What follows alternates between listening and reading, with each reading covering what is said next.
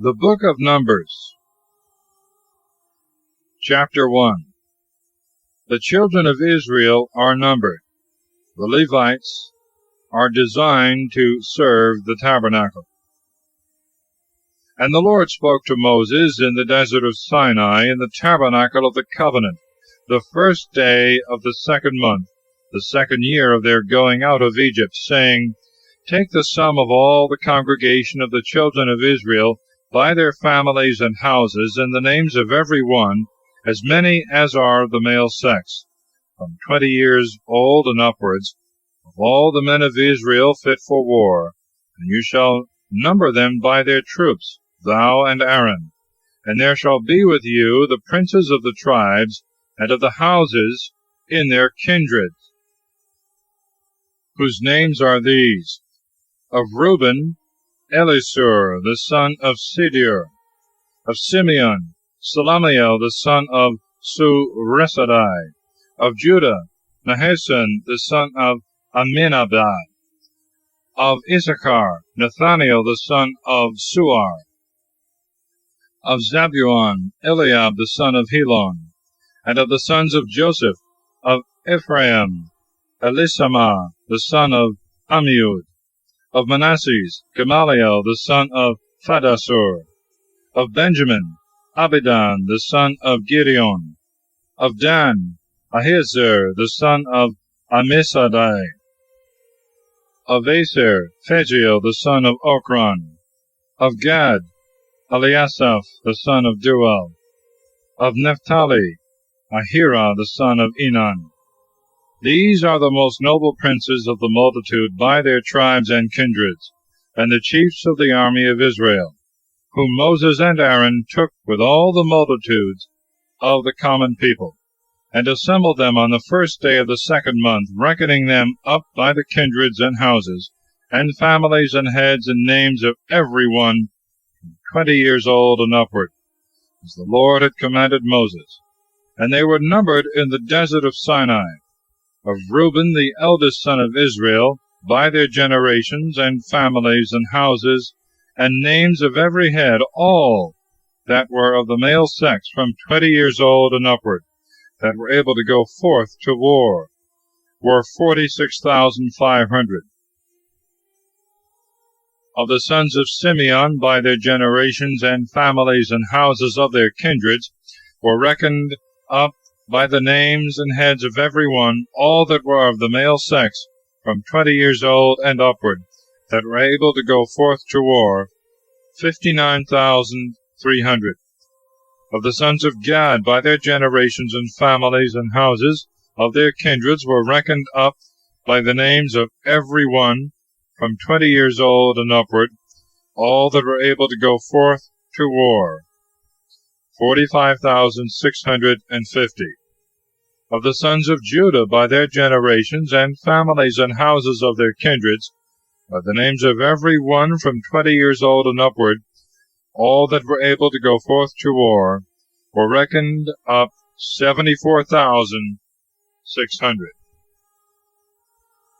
Of the sons of Issachar, by their generations, and families, and houses of their kindreds, by the names of every one from 20 years old and upward, all that could go forth to war, were reckoned up 54,400.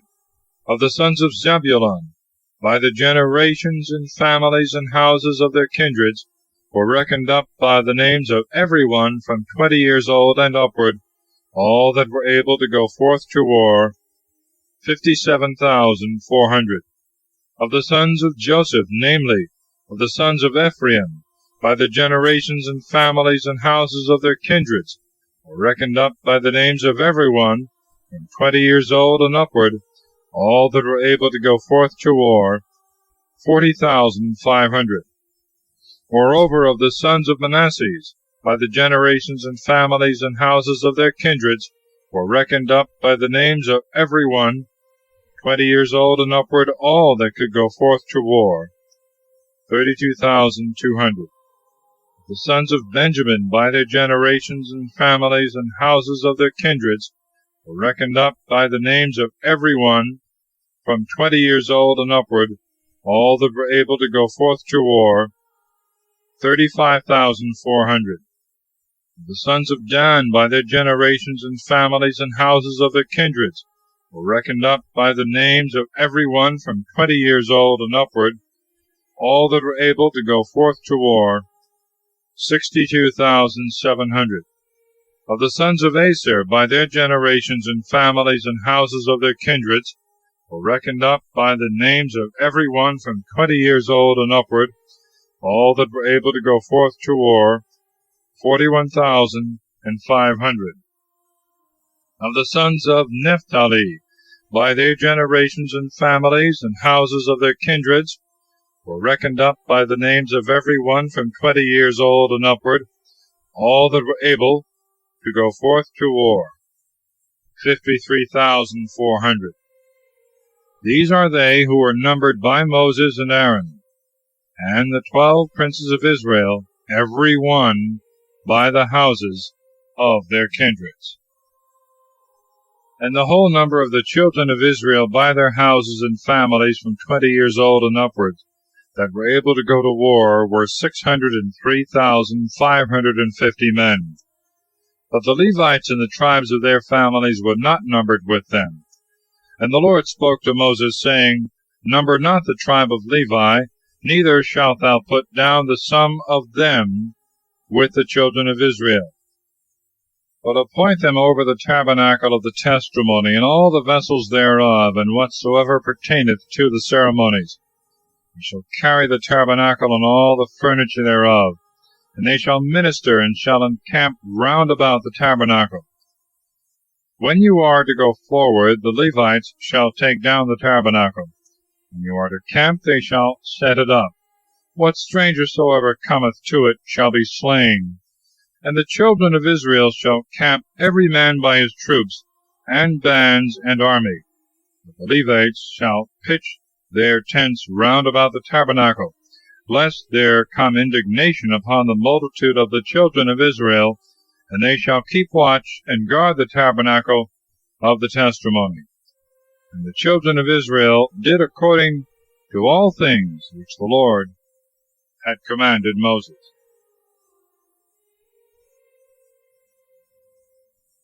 Chapter 2. The order of the tribes in their camp.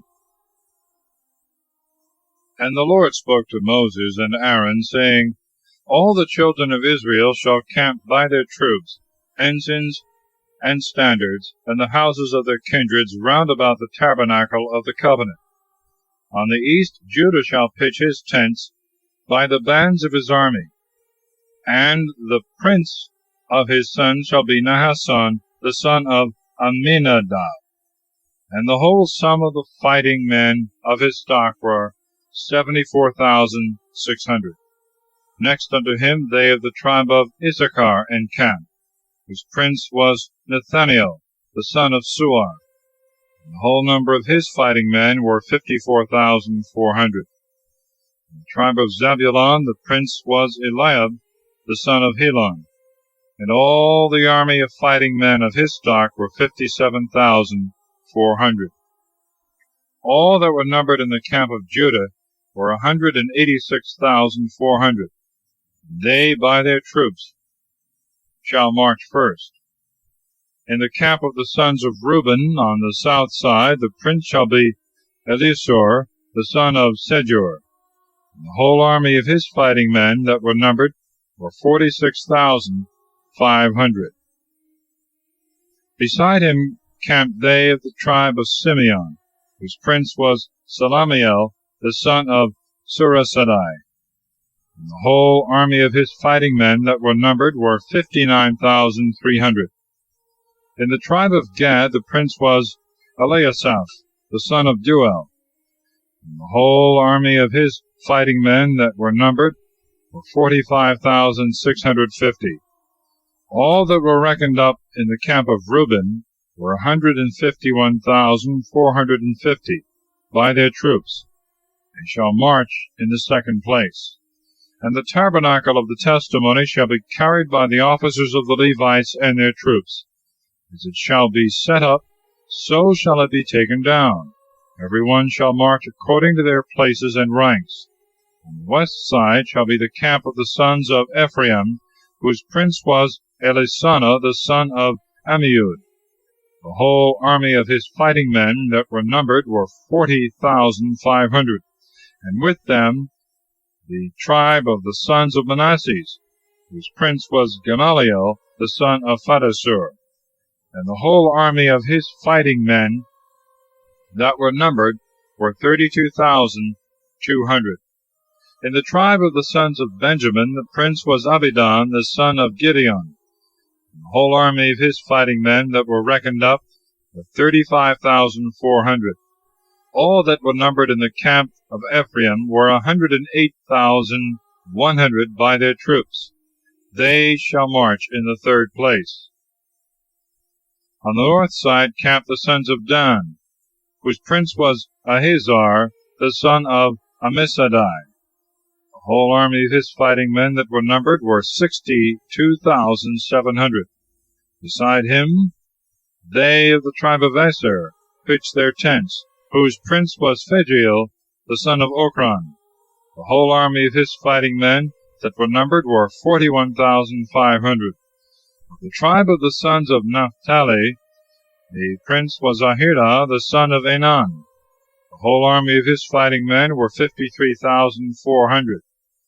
All that were numbered in the camp of Dan were 157,600, and they shall march last. This is the number of the children of Israel of their army, divided according to the houses of their kindreds and their troops, 603,550. And the Levites were not numbered among the children of Israel, for so the Lord had commanded Moses. The children of Israel did according to all the things that the Lord had commanded. They camped by their troops, and marched by the families and houses of their fathers.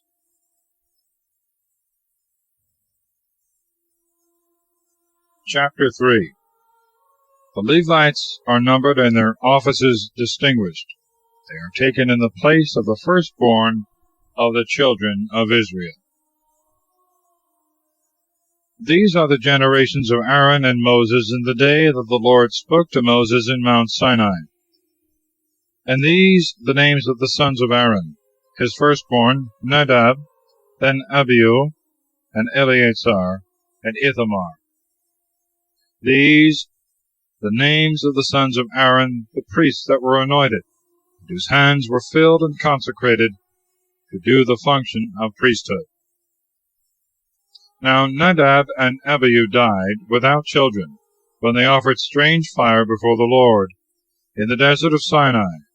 And Eleazar and Ithamar performed the priestly office in the presence of Aaron their father. And the Lord spoke to Moses, saying, Bring the tribe of Levi, and make them stand in the sight of Aaron the priest, to minister to him, and let them watch, and observe whatsoever appertaineth to the service of the multitude before the tabernacle of the testimony. And let them keep the vessels of the tabernacle, serving in the ministry thereof. And thou shalt give the Levites for a gift to Aaron and to his sons, to whom they are delivered by the children of Israel.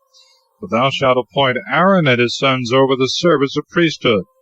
The stranger that approacheth to minister shall be put to death. And the Lord spoke to Moses, saying, I have taken the Levites from the children of Israel, for every firstborn that openeth the womb among the children of Israel, and the Levites shall be mine. For every firstborn is mine.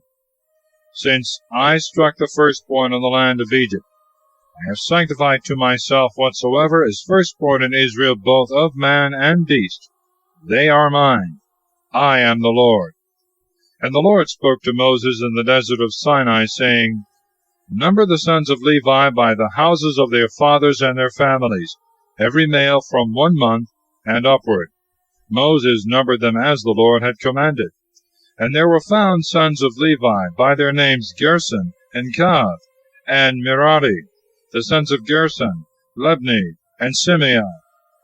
The sons of Kath, Amram, and Jesar, Hebron, and Oziel. The sons of Merari, Maholi, and Musai. Of Gerson were two families, the Libnites and the Simeites, of which were numbered people of the male sex from 1 month and upward, 7,500. These shall pitch behind the tabernacle on the west, under their prince Eliasaph, the son of Lael, and their charge shall be in the tabernacle of the covenant, the tabernacle itself and the cover thereof, the hanging that is drawn before the doors of the tabernacle of the covenant, and the curtains of the court, the hanging also that is hanged in the entry of the court of the tabernacle, and whatsoever belongeth to the right of the altar, the cords of the tabernacle, and all the furniture thereof. Of the kindred of Cath come the families of the Amramites, and the Jezerites, and the Hebronites, and the Ozelites. These are the families of the Cathites, reckoned up by their names. All of the male sex from 1 month and upward, 8,600. They shall have the guard of the sanctuary, and shall camp on the south side. And their prince shall be Elisaphan, the son of Oziel. And they shall keep the ark, and the table, and the candlestick, the altars, and the vessels of the sanctuary, wherewith they minister, and the veil, and all the furniture of this kind. And the prince of the princes of the Levites, Eleazar, the son of Aaron the priest, shall be over them that watch for the guard of the sanctuary. And Merari are the families of the Moholites, and Musites, reckoned up by their name. All of the male kind from 1 month and upward, 6,200. Their prince Suriel, the son of Abihail. They shall camp on the north side. Under their custody shall be the boards of the tabernacle, and the bars, and the pillars, and their sockets, and all things that pertain to this kind of service. And the pillars of the court round about their sockets, and the pins with their cords. Before the tabernacle of the covenant, that is to say, on the east side, shall Moses and Aaron camp, with their sons, having the custody of the sanctuary, in the midst of the children of Israel. What stranger soever cometh unto it shall be put to death. All the Levites that Moses and Aaron numbered according to the precept of the Lord, by their families of the male kind from 1 month and upward, were 22,000. And the Lord said to Moses, Number the firstborn of the male sex of the children of Israel, from 1 month and upward, and thou shalt take the sum of them. And thou shalt take the Levites to me for all the firstborn of the children of Israel. I am the Lord, and their cattle for all the firstborn of the cattle of the children of Israel. Moses reckoned up, as the Lord had commanded, the firstborn of the children of Israel, and the males by their names, from 1 month and upward, were 22,273. And the Lord spoke to Moses, saying, Take the Levites for the firstborn of the children of Israel, and the cattle of the Levites for their cattle, and the Levites shall be mine. I am the Lord. For the price of the 273 of the firstborn of the children of Israel, that exceed the number of the Levites, thou shalt take 5 sickles for every head, according to the weight of the sanctuary. A sickle hath 20 obols. And thou shalt give the money to Aaron and his sons, the price of them that are above. Moses therefore took the money of them that were above, and whom they had redeemed from the Levites. The firstborn of the children of Israel, 1,365 sickles, according to the weight of the sanctuary, and gave it to Aaron and his sons, according to the word that the Lord had commanded him. Chapter 4. The age and time of the Levite service, their offices and burdens. Then the Lord spoke to Moses and Aaron, saying, Take the sum of the sons of Cath from the midst of the Levites, by their houses and families, from 30 years old and upward to 50 years old, of all that go in to stand and to minister in the tabernacle of the covenant. This is the service of the son of Cath.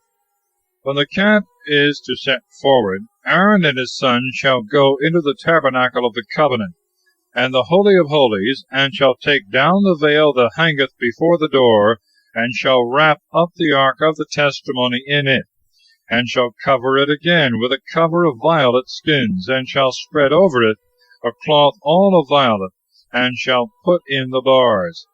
They shall wrap up also the table of proposition in a cloth of violet, and shall put with it the censers and little mortars, the cups and bowls to pour out the libations. The loaves shall be always on it. And they shall spread over it a cloth of scarlet, which again they shall cover with a covering of violet skins, and shall put in the bars. They shall take also a cloth of violet, wherewith they shall cover the candlestick, with the lamps and tongues thereof, and the snuffers, and all the oil vessels, which are necessary for the dressing of the lamps. And over all they shall put a cover of violet skins, and put in the bars. They shall wrap up the golden altar also in a cloth of violet, and shall spread over it a cover of violet skins, and put in the bars. All the vessels wherewith they minister in the sanctuary they shall wrap up in a cloth of violet, and shall spread over it a cover of violet skin, and put in the bars. They shall cleanse the altar also from the ashes, and shall wrap it up in a purple cloth. And they shall put it with all the vessels that they use in the ministry thereof, that is to say, firepans, flesh hooks and forks, pot hooks and shovels. They shall cover all the vessels of the altar together with a covering of violet skins, and shall put in the bars. And when Aaron and his sons have wrapped up the sanctuary and the vessels thereof at the removing of the camp, then shall the sons of Cath enter in to carry the things wrapped up. And they shall not touch the vessels of the sanctuary, lest they die. These are the burdens of the sons of Cath in the tabernacle of the covenant. And over them shall be Eleazar the son of Aaron the priest, to whose charge pertaineth the oil to dress the lamps, and the sweet incense, and the sacrifice that is always offered, and the oil of unction, and whatsoever pertaineth to the service of the tabernacle, and of all the vessels that are in the sanctuary. And the Lord spoke to Moses and Aaron, saying, Destroy not the people of Cath from the midst of the Levites, but do this to them, that they may live and not die by touching the holies of holies. Aaron and his sons shall go in, and they shall appoint every man his work, and shall divide the burdens that every man is to carry. Let not others by any curiosity see the things that are in the sanctuary before they be wrapped up, otherwise they shall die. And the Lord spoke to Moses, saying, Take the sum of the sons of Gershon, also by their houses and families and kindreds, from 30 years old and upward, unto 50 years old. Number them all that go in and minister in the tabernacle of the covenant. This is the office of the family of the Gershonites, to carry the curtains of the tabernacle and the roof of the covenant, the other covering, and the violet covering over all, and the hanging that hangeth in the entry of the tabernacle of the covenant, the curtains of the court, and the veil in the entry that is before the tabernacle, all things that pertain to the altar, the cords, and the vessels of the ministry. The sons of Gershon shall carry, by the commandment of Aaron and his sons, and each man shall know to what burden he must be assigned. This is the service of the family of the Gershonites in the tabernacle of the covenant. And they shall be under the hand of Ithamar the son of Aaron the priest. Thou shalt reckon up the sons of Merari also by the families and houses of their fathers, from 30 years old and upward, unto 50 years old, all that go into the office of their ministry, and to the service of the covenant of the testimony. These are their burdens. They shall carry the boards of the tabernacle, and the bars thereof, the pillars and their sockets, the pillars also of the court round about, with their sockets and pins and cords, shall receive by account all the vessels and furniture, and so shall carry them. This is the office of the family of the Merarites, and their ministry in the tabernacle of the covenant. And they shall be under the hand of Ithamar, the son of Aaron the priest. So Moses and Aaron and the princes of the synagogue reckoned up the sons of Cath by their kindreds and the houses of their fathers, 30 years old and upward, under 50 years old, all that go into the ministry of the tabernacle of the covenant. And they were found 2,750. This is the number of the people of Kath that go into the tabernacle of the covenant. These did Moses and Aaron number according to the word of the Lord by the hand of Moses. The sons of Gershon also were numbered by the kindreds and houses of their fathers, from 30 years old and upward, under 50 years old, all that go in to minister in the tabernacle of the covenant. And they were found 2,630. This is the people of the Gershonites, whom Moses and Aaron numbered according to the word of the Lord. The sons of Merari also were numbered by the kindreds and houses of their fathers, from 30 years old and upward, under 50 years old, all that go in to fulfill the rites of the tabernacle of the covenant. And they were found 3,200. This is the number of the sons of Merari, whom Moses and Aaron reckoned up according to the commandment of the Lord by the hand of Moses. All that were reckoned up of the Levites, and whom Moses and Aaron and the princes of Israel took by name, by the kindreds and houses of their fathers, 30 years old and upward, until 50 years old, that go into the ministry of the tabernacle, and to carry the burdens, were in all 8,580. Moses reckoned them up according to the word of the Lord, every one according to their office and burdens, as the Lord had commanded him. Chapter 5. The unclean are removed out of the camp. Confession of sins and satisfaction. First fruits and oblations belonging to the priests. Trial of jealousy. And the Lord spoke to Moses, saying, Command the children of Israel that they cast out of the camp every leper, and whosoever hath an issue of seed, or is defiled by the dead. Whether it be man or woman, cast ye them out of the camp, lest they defile it, when I shall dwell with you. And the children of Israel did so, and they cast them forth without the camp, as the Lord had spoken to Moses. And the Lord spoke to Moses, saying, Say to the children of Israel, when a man or woman shall have committed any of all the sins that men are wont to commit, and by negligence shall have transgressed the commandment of the Lord, and offended, they shall confess their sin, and restore the principal itself, and the fifth part over and above to him against whom they have sinned.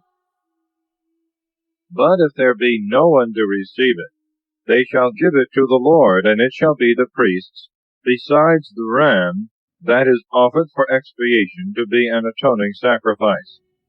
All the first fruits also which the children of Israel offer belong to the priest. And whatsoever is offered into the sanctuary by every one, and is delivered into the hands of the priest, it shall be his. And the Lord spoke to Moses, saying, Speak to the children of Israel, and thou shalt say to them, The man whose wife shall have gone astray, and contemning her husband shall have slept with another man, and her husband cannot discover it, but the adultery is secret, and cannot be proved by witnesses, because she was not found in the adultery. If the spirit of jealousy stir up the husband against his wife, who either is defiled or is charged with false suspicion, he shall bring her to the priest, and shall offer an oblation for her, the 10th part of a measure of barley meal. He shall not pour oil thereon, nor put frankincense upon it, because it is a sacrifice of jealousy, and an oblation searching out adultery. The priest therefore shall offer it, and set it before the Lord. And he shall take holy water in an earthen vessel, and he shall cast a little earth of the pavement of the tabernacle into it. And when the woman shall stand before the Lord, he shall uncover her head, and shall put on her hands the sacrifice of remembrance, and the oblation of jealousy. And he himself shall hold the most bitter waters, whereon he hath heaped curses with execration. And he shall adjure her, and shall say, If another man hath not slept with thee, and if thou be not defiled by forsaking thy husband's bed, these most bitter waters on which I have heaped curses shall not hurt thee.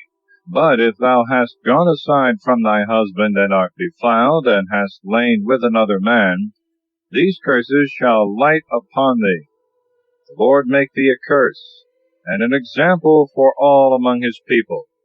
May he make thy thigh to rot, and may thy belly swell and burst asunder. Let the cursed waters enter into thy belly, and may thy womb swell and thy thigh rot. And the woman shall answer, Amen, Amen. And the priest shall write these curses in a book, and shall wash them out with the most bitter waters upon which he hath heaped the curses. And he shall give them her to drink, and when she hath drunk them up, the priest shall take from her hand the sacrifice of jealousy, and shall elevate it before the Lord, and shall put it upon the altar, yet so as first, to take a handful of the sacrifice of that which is offered, and burn it upon the altar, and so give the most bitter waters to the woman to drink. And when she hath drunk them, if she be defiled, having despised her husband, be guilty of adultery, the malediction shall go through her, and her belly swelling, her thigh shall rot, and the woman shall be a curse, and an example to all the people. But if she be not defiled, she shall not be hurt, and shall bear children. This is the law of jealousy. If a woman hath gone aside from her husband, and be defiled, and the husband stirred up by the spirit of jealousy, bring her before the Lord, and the priest do to her according to all things that are here written. Husband shall be blameless, and she shall bear her iniquity. Chapter 6. The Law of the Nazarites, the form of blessing the people. And the Lord spoke to Moses, saying, Speak to the children of Israel, and thou shalt say to them, When a man or a woman shall make a vow to be sanctified, and will consecrate themselves to the Lord, they shall abstain from wine, and from everything that may make a man drunk. They shall not drink vinegar of wine, or of any other drink, nor anything that is pressed out of the grape, nor shall they eat grapes either fresh or dried. All the days that they are consecrated to the Lord by vow, they shall eat nothing that cometh of the vineyard, from the raisin even to the kernel. All the time of his separation no razor shall pass over his head, until the day be fulfilled of his consecration to the Lord. He shall be holy, and shall let the hair of his head grow. All the time of his consecration he shall not go in to any dead. Neither shall he make himself unclean, even for his father, or for his mother, or for his brother, or for his sister, when they die, because the consecration of his God is upon his head. All the days of his separation he shall be holy to the Lord. But if any man die suddenly before him, the head of his consecration shall be defiled, and he shall shave it forthwith on the same day of his purification, and again on the 7th day. And on the 8th day he shall bring 2 turtles, or 2 young pigeons, to the priest in the entry of the covenant of the testimony. And the priest shall offer one for sin, and the other for a holocaust, and shall pray for him, for that he hath sinned by the dead. And he shall sanctify his head that day, and shall consecrate to the Lord the days of his separation, offering a lamb of 1 year for sin, yet so that the former days be made void, because his sanctification was profane. This is the law of consecration. When the days which he had determined by vow shall be expired, he shall bring him to the door of the tabernacle of the covenant, and shall offer his oblation to the Lord, 1 he-lamb of a year old without blemish for a holocaust, and 1 ewe lamb of a year old without blemish for a sin offering. and 1 ram without blemish for a victim of peace offering. A basket also of unleavened bread, tempered with oil, and wafers without leaven, anointed with oil, and the libations of each. And the priest shall present them before the Lord, and shall offer both the sin offering and the holocaust. But the ram he shall immolate for a sacrifice of peace offering to the Lord, offering at the same time the basket of unleavened bread, and the libations that are due by custom. Then shall the hair of the consecration of the Nazarite be shaved off before the door of the tabernacle of the covenant, and he shall take his hair, and lay it upon the fire which is under the sacrifice of the peace offerings, and shall take the boiled shoulder of the ram, and 1 unleavened cake out of the basket, and 1 unleavened wafer, and he shall deliver them into the hands of the Nazarite, after his head is shaven. And receiving them again from him, he shall elevate them in the sight of the Lord, and they being sanctified shall belong to the priest, as the breast, which was commanded to be separated, and the shoulder. After this the Nazarite may drink wine. This is the law of the Nazarite, when he hath vowed his oblation to the Lord in the time of his consecration, besides those things which his hand shall find. According to that which he had vowed in his mind, so shall he do for the fulfilling of his sanctification. And the Lord spoke to Moses, saying, Say to Aaron and his sons, Thus shall you bless the children of Israel, and you shall say to them, The Lord bless thee and keep thee.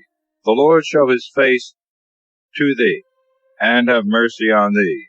The Lord turn his countenance to thee, and give thee peace. And they shall invoke my name upon the children of Israel, and I will bless them. Chapter 7. The offerings of the princes at the dedication of the tabernacle. God speaketh to Moses from the propitiatory. And it came to pass in the day that Moses had finished the tabernacle, and set it up, and had anointed and sanctified it with all its vessels, the altar likewise, and all the vessels thereof, the princes of Israel, and the heads of the families in every tribe, who were the rulers of them who had been numbered, offered their gifts before the Lord, 6 wagons covered, and 12 oxen. 2 princes offered 1 wagon, and each one the ox, and they offered them before the tabernacle. And the Lord said to Moses, Receive them from them to serve in the ministry of the tabernacle, and thou shalt deliver them to the Levites according to the order of their ministry. Moses therefore, receiving the wagons and the oxen, delivered them to the Levites. 2 wagons and 4 oxen he gave to the sons of Gershon, according to their necessity. The other 4 wagons and 8 oxen he gave to the sons of Merari, according to their offices and service, under the hand of Ithamar the son of Aaron the priest. But to the sons of Kohath he gave no wagons or oxen, because they serve in the sanctuary and carry their burdens upon their own shoulders. And the princes offered for the dedication of the altar on the day when it was anointed, their oblation before the altar. And the Lord said to Moses, Let each of the princes, one day after another, offer their gifts for the dedication of the altar. The first day, Nahashon, the son of Amminadab, of the tribe of Judah, offered his offering. And his offering was a silver dish weighing 130 sickles, a silver bowl of 70 sickles, according to the weight of the sanctuary, both full of flour tempered with oil, for a sacrifice. A little mortar of 10 sickles of gold, full of incense. An ox of the herd, and a ram, and a lamb of a year old for a holocaust, and a buck-goat for sin. And for the sacrifice of peace offerings, 2 oxen, 5 rams, 5 he-goats, 5 lambs of a year old. This was the offering of Nahashon, the son of Amminadab. The second day, Nathanael, the son of Suar, prince of the tribe of Issachar, made his offering. a silver dish weighing 130 sickles, a silver bowl of 70 sickles according to the weight of the sanctuary, both full of flour tempered with oil for a sacrifice, a little mortar of gold weighing 10 sickles full of incense, an ox of the herd and a ram, and a lamb of a year old for a holocaust, and a buck-goat for sin. And for the sacrifice of peace offerings, 2 oxen, 5 rams, 5 buck-goats, 5 lambs of a year old. This was the offering of Nathaniel, the son of Suar. The third day the prince of the sons of Zebulun, Eliab, the son of Helon, offered a silver dish weighing 130 sickles, a silver bowl of 70 sickles by the weight of the sanctuary, both full of flour tempered with oil for a sacrifice, a little mortar of gold weighing 10 sickles full of incense, an ox of the herd, and a ram, and a lamb of a year old for a holocaust, and a buck-goat for sin, and for the sacrifice of peace offerings, 2 oxen, 5 rams, 5 buck-goats, 5 lambs of a year old. This is the oblation of Eliab, the son of Helon. The fourth day the prince of the sons of Reuben, Elisur, the son of Sideur, offered a silver dish weighing 130 sickles, a silver bowl of 70 sickles according to the weight of the sanctuary, both full of flour tempered with oil for a sacrifice, a little mortar of gold weighing 10 sickles full of incense, an ox of the herd, and a ram, and a lamb of a year old for a holocaust, and a buck-goat for sin, and for victims of peace offerings 2 oxen, 5 rams, 5 buck-goats, 5 lambs of a year old. This was the offering of Elisur the son of Sideur. The fifth day the prince of the sons of Simeon, Salamiel the son of Suresadai, offered a silver dish weighing 130 sickles, a silver bowl of 70 sickles after the weight of the sanctuary, both full of flour tempered with oil for a sacrifice, a little mortar of gold weighing 10 sickles full of incense, an ox of the herd, and a ram, and a lamb of a year old for a holocaust, and a buck-goat for sin, and for sacrifices of peace offerings, 2 oxen, 5 rams, 5 buck-goats, 5 lambs of a year old. This was the offering of Salamiel, the son of Suresadai. The sixth day the prince of the sons of Gad, Eliasaph, the son of Deuel, offered a silver dish weighing 130 sickles, a silver bowl of 70 sickles by the weight of the sanctuary, both full of flour tempered with oil, for a sacrifice, a little mortar of gold weighing 10 sickles full of incense, an ox of the herd, and a ram, and a lamb of a year old for a holocaust, and a buck-goat for sin, and for sacrifices of peace offerings, 2 oxen, 5 rams, 5 buck-goats, 5 lambs of a year old. This was the offering of Eliasaph, the son of Deuel.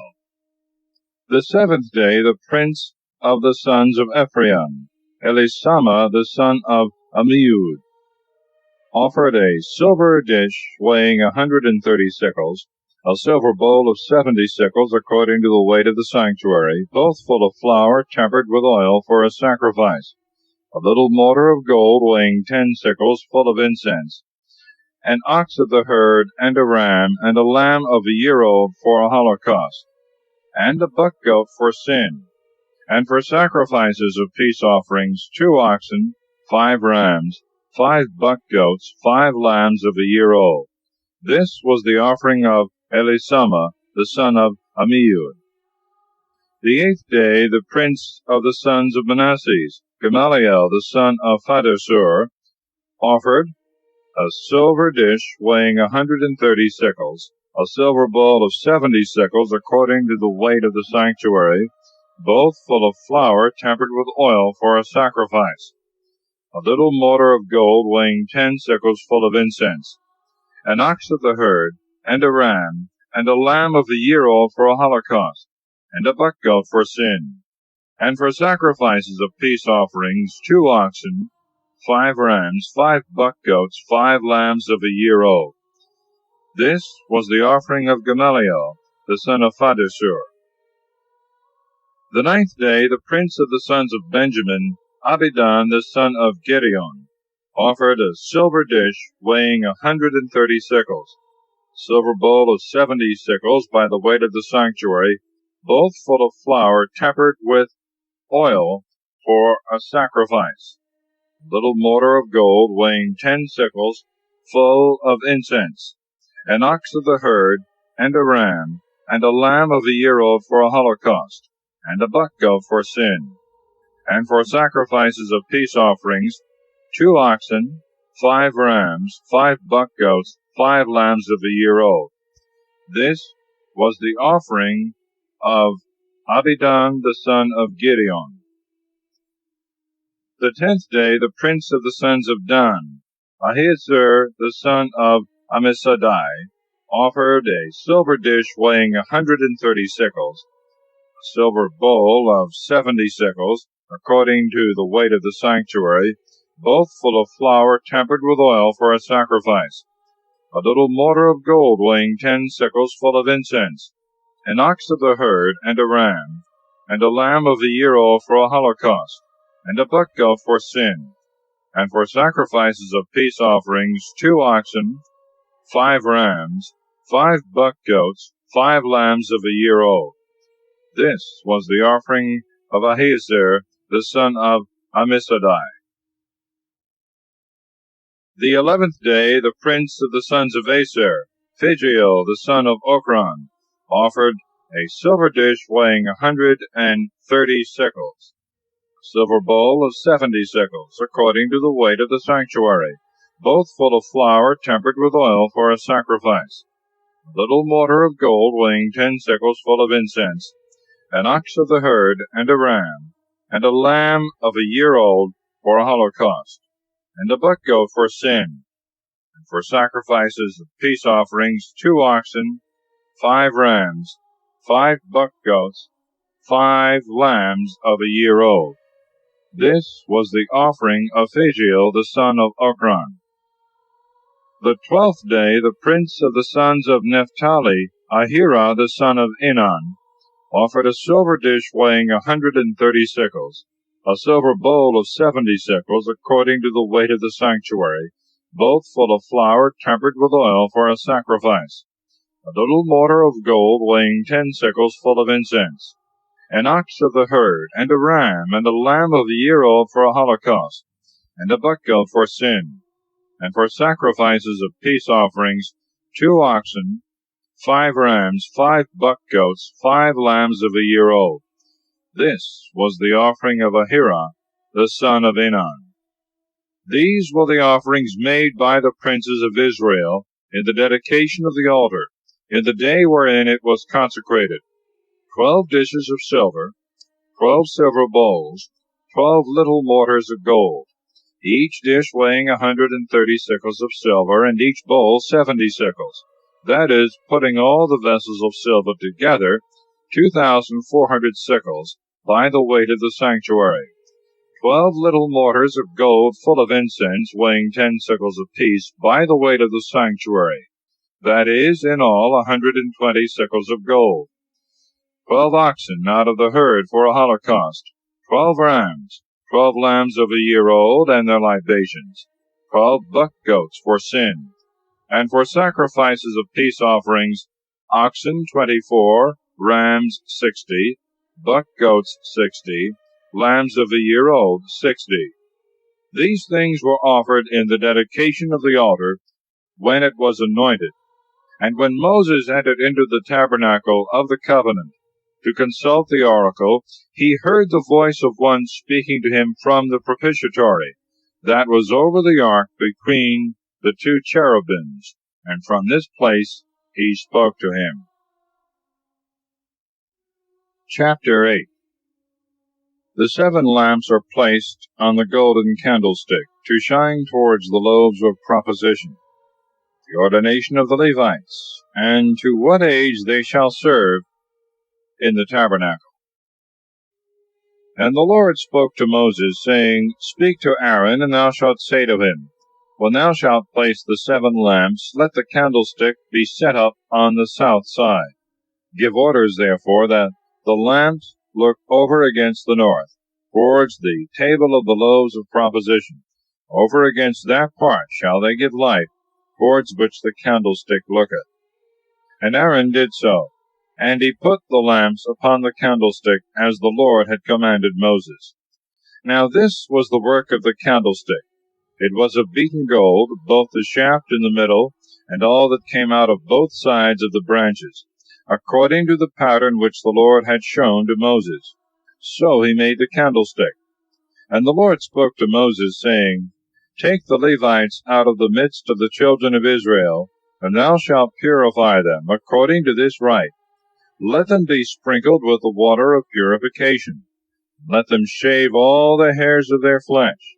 When they shall have washed their garments and are cleansed, they shall take an ox of the herd, and for the offering thereof fine flour tempered with oil. And thou shalt take another ox of the herd for a sin offering. And thou shalt bring the Levites before the tabernacle of the covenant, calling together all the multitude of the children of Israel. And when the Levites are before the Lord, the children of Israel shall put their hands upon them. And Aaron shall offer the Levites as a gift in the sight of the Lord from the children of Israel, that they may serve in his ministry. The Levites also shall put their hands upon the heads of the oxen, of which thou shalt sacrifice one for sin, and the other for a holocaust to the Lord, to pray for them. And thou shalt set the Levites in the sight of Aaron and of his sons, and shalt consecrate them, being offered to the Lord, and shalt separate them from the midst of the children of Israel, to be mine. And afterwards they shall enter into the tabernacle of the covenant to serve me. And thus shalt thou purify and consecrate them for an oblation of the Lord. For as a gift they were given me by the children of Israel. I have taken them instead of the firstborn that open every womb of Israel. For all the firstborn of the children of Israel, both of men and of beasts, are mine. From the day that I slew every firstborn in the land of Egypt, have I sanctified them to myself. And I have taken the Levites for all the firstborn of the children of Israel, and have delivered them for a gift to Aaron and his sons out of the midst of the people, to serve me for Israel in the tabernacle of the covenant, and to pray for them, lest there should be a plague among the people, if they should presume to approach unto my sanctuary. And Moses and Aaron, and all the multitude of the children of Israel, did with the Levites all that the Lord had commanded Moses. And they were purified, and washed their garments. And Aaron lifted them up in the sight of the Lord, and prayed for them, that being purified they might go into the tabernacle of the covenant to do their services before Aaron and his sons. As the Lord had commanded Moses touching the Levites, so was it done. And the Lord spoke to Moses, saying, This is the law of the Levites. From 25 years old and upwards they shall go in to minister in the tabernacle of the covenant. When they shall have accomplished the 50th year of their age, they shall cease to serve, and they shall be the ministers of their brethren in the tabernacle of the covenant, to keep the things that are committed to their care, but not to do the works. Thus shalt thou order the Levites touching their charge. Chapter 9. The precept of the Pasch is renewed. The unclean and travelers are to observe it the 2nd month. The camp is guided by the pillar of the cloud. The Lord spoke to Moses in the desert of Sinai, the 2nd year after they were come out of the land of Egypt, in the 1st month, saying, Let the children of Israel make the phase in its due time, the 14th day of this month in the evening, according to all the ceremonies and justifications thereof. And Moses commanded the children of Israel that they should make the phase. And they made it in its proper time, the 14th day of the month, at evening in Mount Sinai. Children of Israel did according to all things that the Lord had commanded Moses. But behold, some who were unclean, by occasion of the soul of a man, who could not make the feast on that day, coming to Moses and Aaron, said to them, We are unclean by occasion of the soul of a man. Why are we kept back, that we may not offer in its season the offering to the Lord among the children of Israel? And Moses answered them, Stay, that I may consult the Lord, what he will ordain concerning you. And the Lord spoke to Moses, saying, Say to the children of Israel, The man that shall be unclean by occasion of one that is dead, or shall be in a journey afar off in your nation, let him make the feast to the Lord. In the 2nd month, on the 14th day of the month, in the evening, they shall eat it with unleavened bread and wild lettuce. They shall not leave anything thereof until morning, nor break a bone thereof. They shall observe all the ceremonies of the feast. But if any man is clean, and was not on a journey, and did not make the feast, that soul shall be cut off from among his people, because he offered not sacrifice to the Lord in due season. He shall bear his sin. The sojourner also, and the stranger, if they be among you, shall make the feast to the Lord according to the ceremonies and justifications thereof. The same ordinance shall be with you both for the stranger and for him that was born in the land. Now on the day that the tabernacle was reared up, a cloud covered it. But from the evening there was over the tabernacle, as it were, the appearance of fire until the morning. So it was always. By day the cloud covered it, and by night, as it were, the appearance of fire. And when the cloud that covered the tabernacle was taken up, then the children of Israel marched forward, and in the place where the cloud stood still, there they camped. At the commandment of the Lord they marched. At his commandment they pitched the tabernacle. All the days that the cloud abode over the tabernacle they remained in the same place. And if it was so that it continued over it a long time, the children of Israel kept the watches of the Lord, and marched not, for as many days soever as the cloud stayed over the tabernacle. At the commandment of the Lord they pitched their tents, and at his commandment they took them down. If the cloud tarried from evening until morning, and immediately at break of day left the tabernacle, they marched forward. And if it departed after a day and a night, they took down their tents. But if it remained over the tabernacle for 2 days, or a month, or a longer time, the children of Israel remained in the same place, and marched not. But immediately as soon as it departed, they removed the camp. By the word of the Lord they pitched their tents, and by his word they marched, and kept the watches of the Lord, according to his commandment, by the hand of Moses. Chapter 10. The silver trumpets and their use. They march from Sinai. And the Lord spoke to Moses, saying, Make thee 2 trumpets of beaten silver, wherewith thou mayest call together the multitude when the camp is to be removed. And when thou shalt sound the trumpets, all the multitude shall gather unto thee to the door of the tabernacle of the covenant. Thou sound but once, princes and the heads of the multitude of Israel shall come to thee.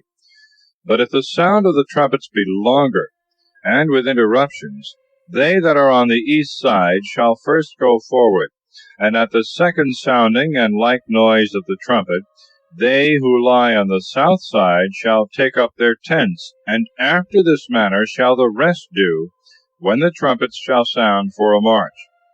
But when the people is to be gathered together, the sound of the trumpets shall be plain, and they shall not make a broken sound. And the sons of Aaron the priest shall sound the trumpets, and this shall be an ordinance forever in your generations. If you go forth to war out of your land against the enemies that fight against you, you shall sound aloud with the trumpets. And there shall be a remembrance of you before the Lord your God, that you may be delivered out of the hands of your enemies. If at any time you shall have a banquet, and on your festival days, and on the first days of your months, you shall sound the trumpets over the holocausts and the sacrifices of peace offerings, that they may be to you for a remembrance of your God.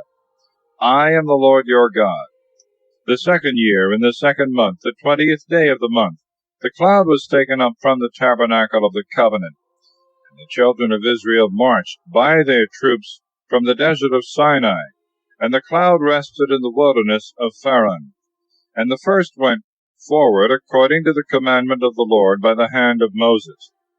The sons of Judah by their troops, whose prince was Nahshon, the son of Amminadab. In the tribe of the sons of Issachar, the prince was Nathaniel, the son of Suar. In the tribe of Zabulon, the prince was Eliab, the son of Helon. And the tabernacle was taken down, and the sons of Gerson and Merari set forward, bearing it. And the sons of Reuben also marched by their troops and ranks, whose prince was Helisor, the son of Sidur. And in the tribe of Simeon, the prince was Salamiel, the son of Sorisadai. And in the tribe of Gad, the prince was Eliasaph, the son of Jeuel. Then the Kehathites also marched, carrying the sanctuary.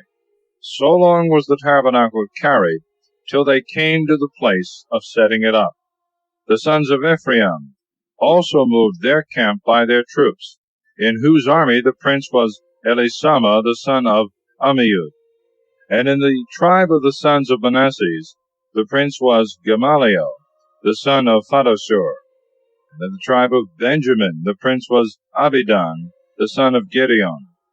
The last of all the camp marched the sons of Dan by their troops, in whose army the prince was Ahiezer, the son of Ammissadai. And in the tribe of the sons of Aser, the prince was Phagiel, the son of Ochran. And in the tribe of the sons of Naphtali, the prince was Ahira, the son of Enan. This was the order of the camps, and marches of the children of Israel by their troops, when they set forward. And Moses said to Hobab, the son of Raguel, the Midianite, his kinsman, We are going towards the place which the Lord will give us. Come with us, that we may do thee good. For the Lord hath promised good things to Israel.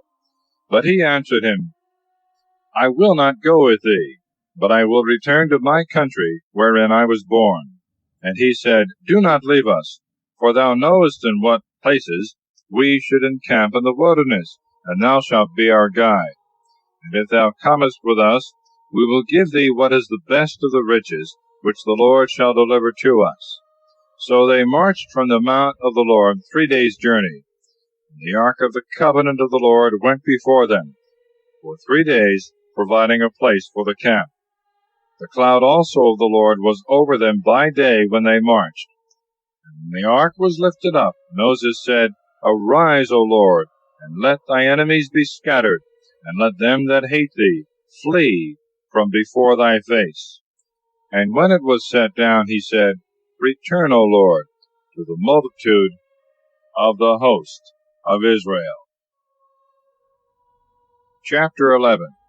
The people murmur, and are punished with fire. God appointeth 70 ancients for assistance to Moses. They prophesy. The people have their fill of flesh, but forthwith many die of the plague. In the meantime there arose a murmuring of the people against the Lord, as it were repining at their fatigue. And when the Lord heard it, he was angry, and the fire of the Lord being kindled against them, devoured them that were at the uttermost part of the camp. And when the people cried to Moses, Moses prayed to the Lord, and the fire was swallowed up. And he called the name of that place the Burning, for that the fire of the Lord had been kindled against them.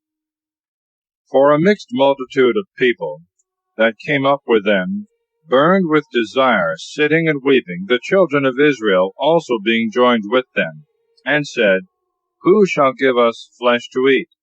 We remember the fish that we ate in Egypt, free cost.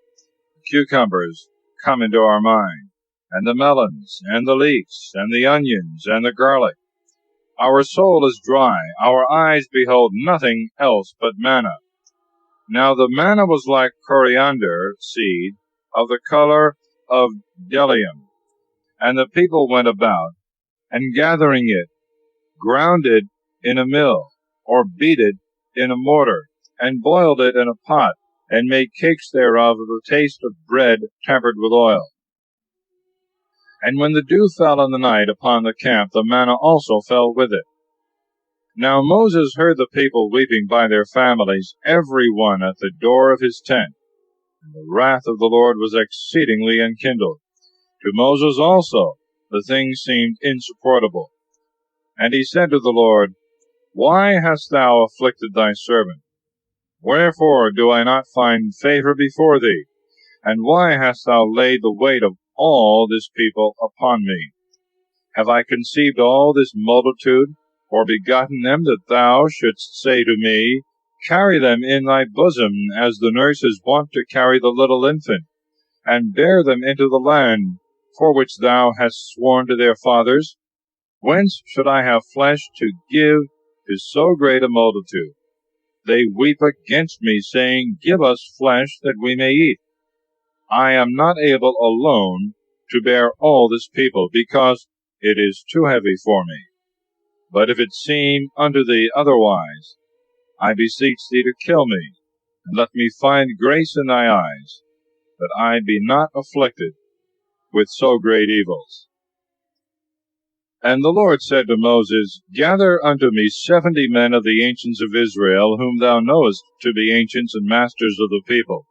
And thou shalt bring them to the door of the tabernacle of the covenant, and shalt make them stand there with thee, that I may come down and speak with thee.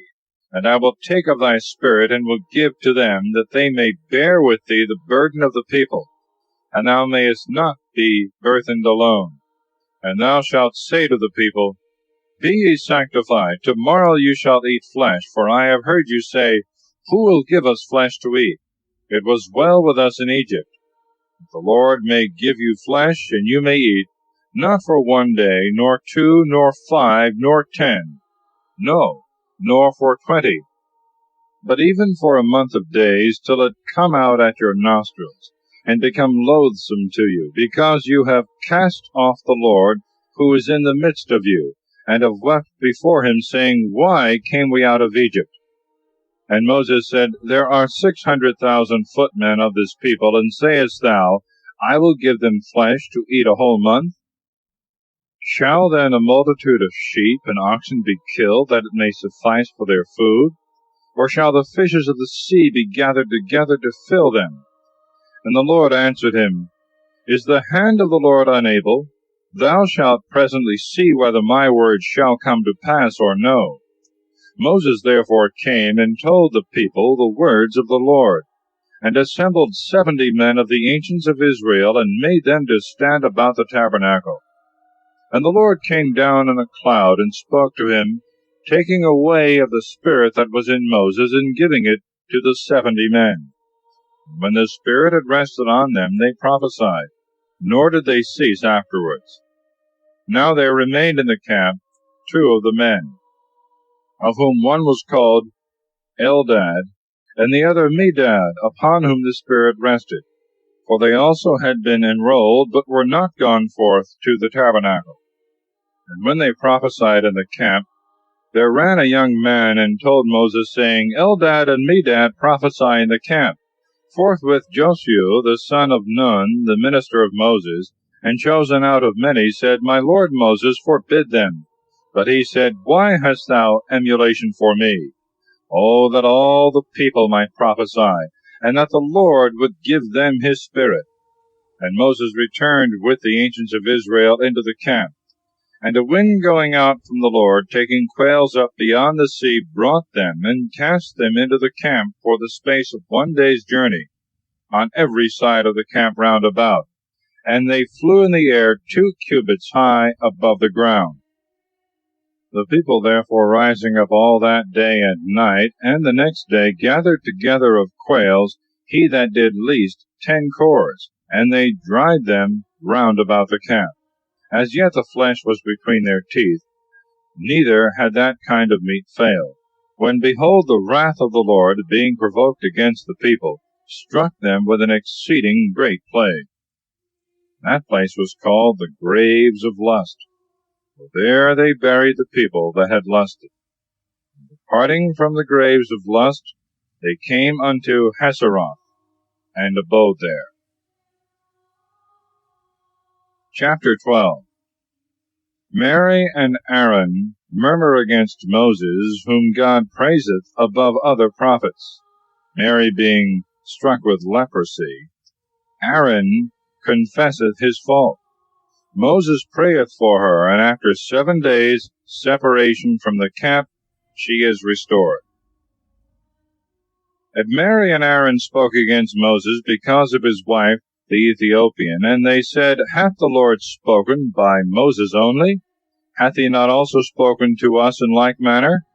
And when the Lord heard this, for Moses was a man exceeding meek above all men that dwelt upon earth, immediately he spoke to him and to Aaron and Mary, Come out, you three, only to the tabernacle of the covenant. And when they were come out, the Lord came down in a pillar of the cloud, and stood in the entry of the tabernacle, calling to Aaron and Mary. And when they were come, he said to them, Hear my words. If there be among you a prophet of the Lord, I will appear to him in a vision, or I will speak to him in a dream. But it is not so with my servant Moses, who is most faithful in all my house. For I speak to him mouth to mouth, and plainly, and not by riddles and figures doth he see the Lord.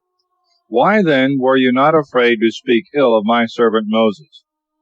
And being angry with them, he went away.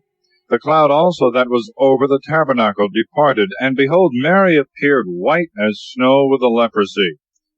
And when Aaron had looked on her, and saw her all covered with leprosy, he said to Moses, I beseech thee, my Lord, lay not upon us this sin, which we have foolishly committed. Let her not be as one dead, and as an abortive that is cast forth from the mother's womb. Lo, now 1/2 of her flesh is consumed with the leprosy. And Moses cried to the Lord, saying, O God, I beseech thee, heal her. And the Lord answered him, If her father had smitten upon her face, ought she not to have been ashamed for 7 days at least?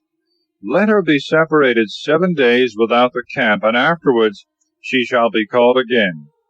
Mary therefore was put out of the camp 7 days, and the people moved not from that place until Mary was called again. Chapter 13.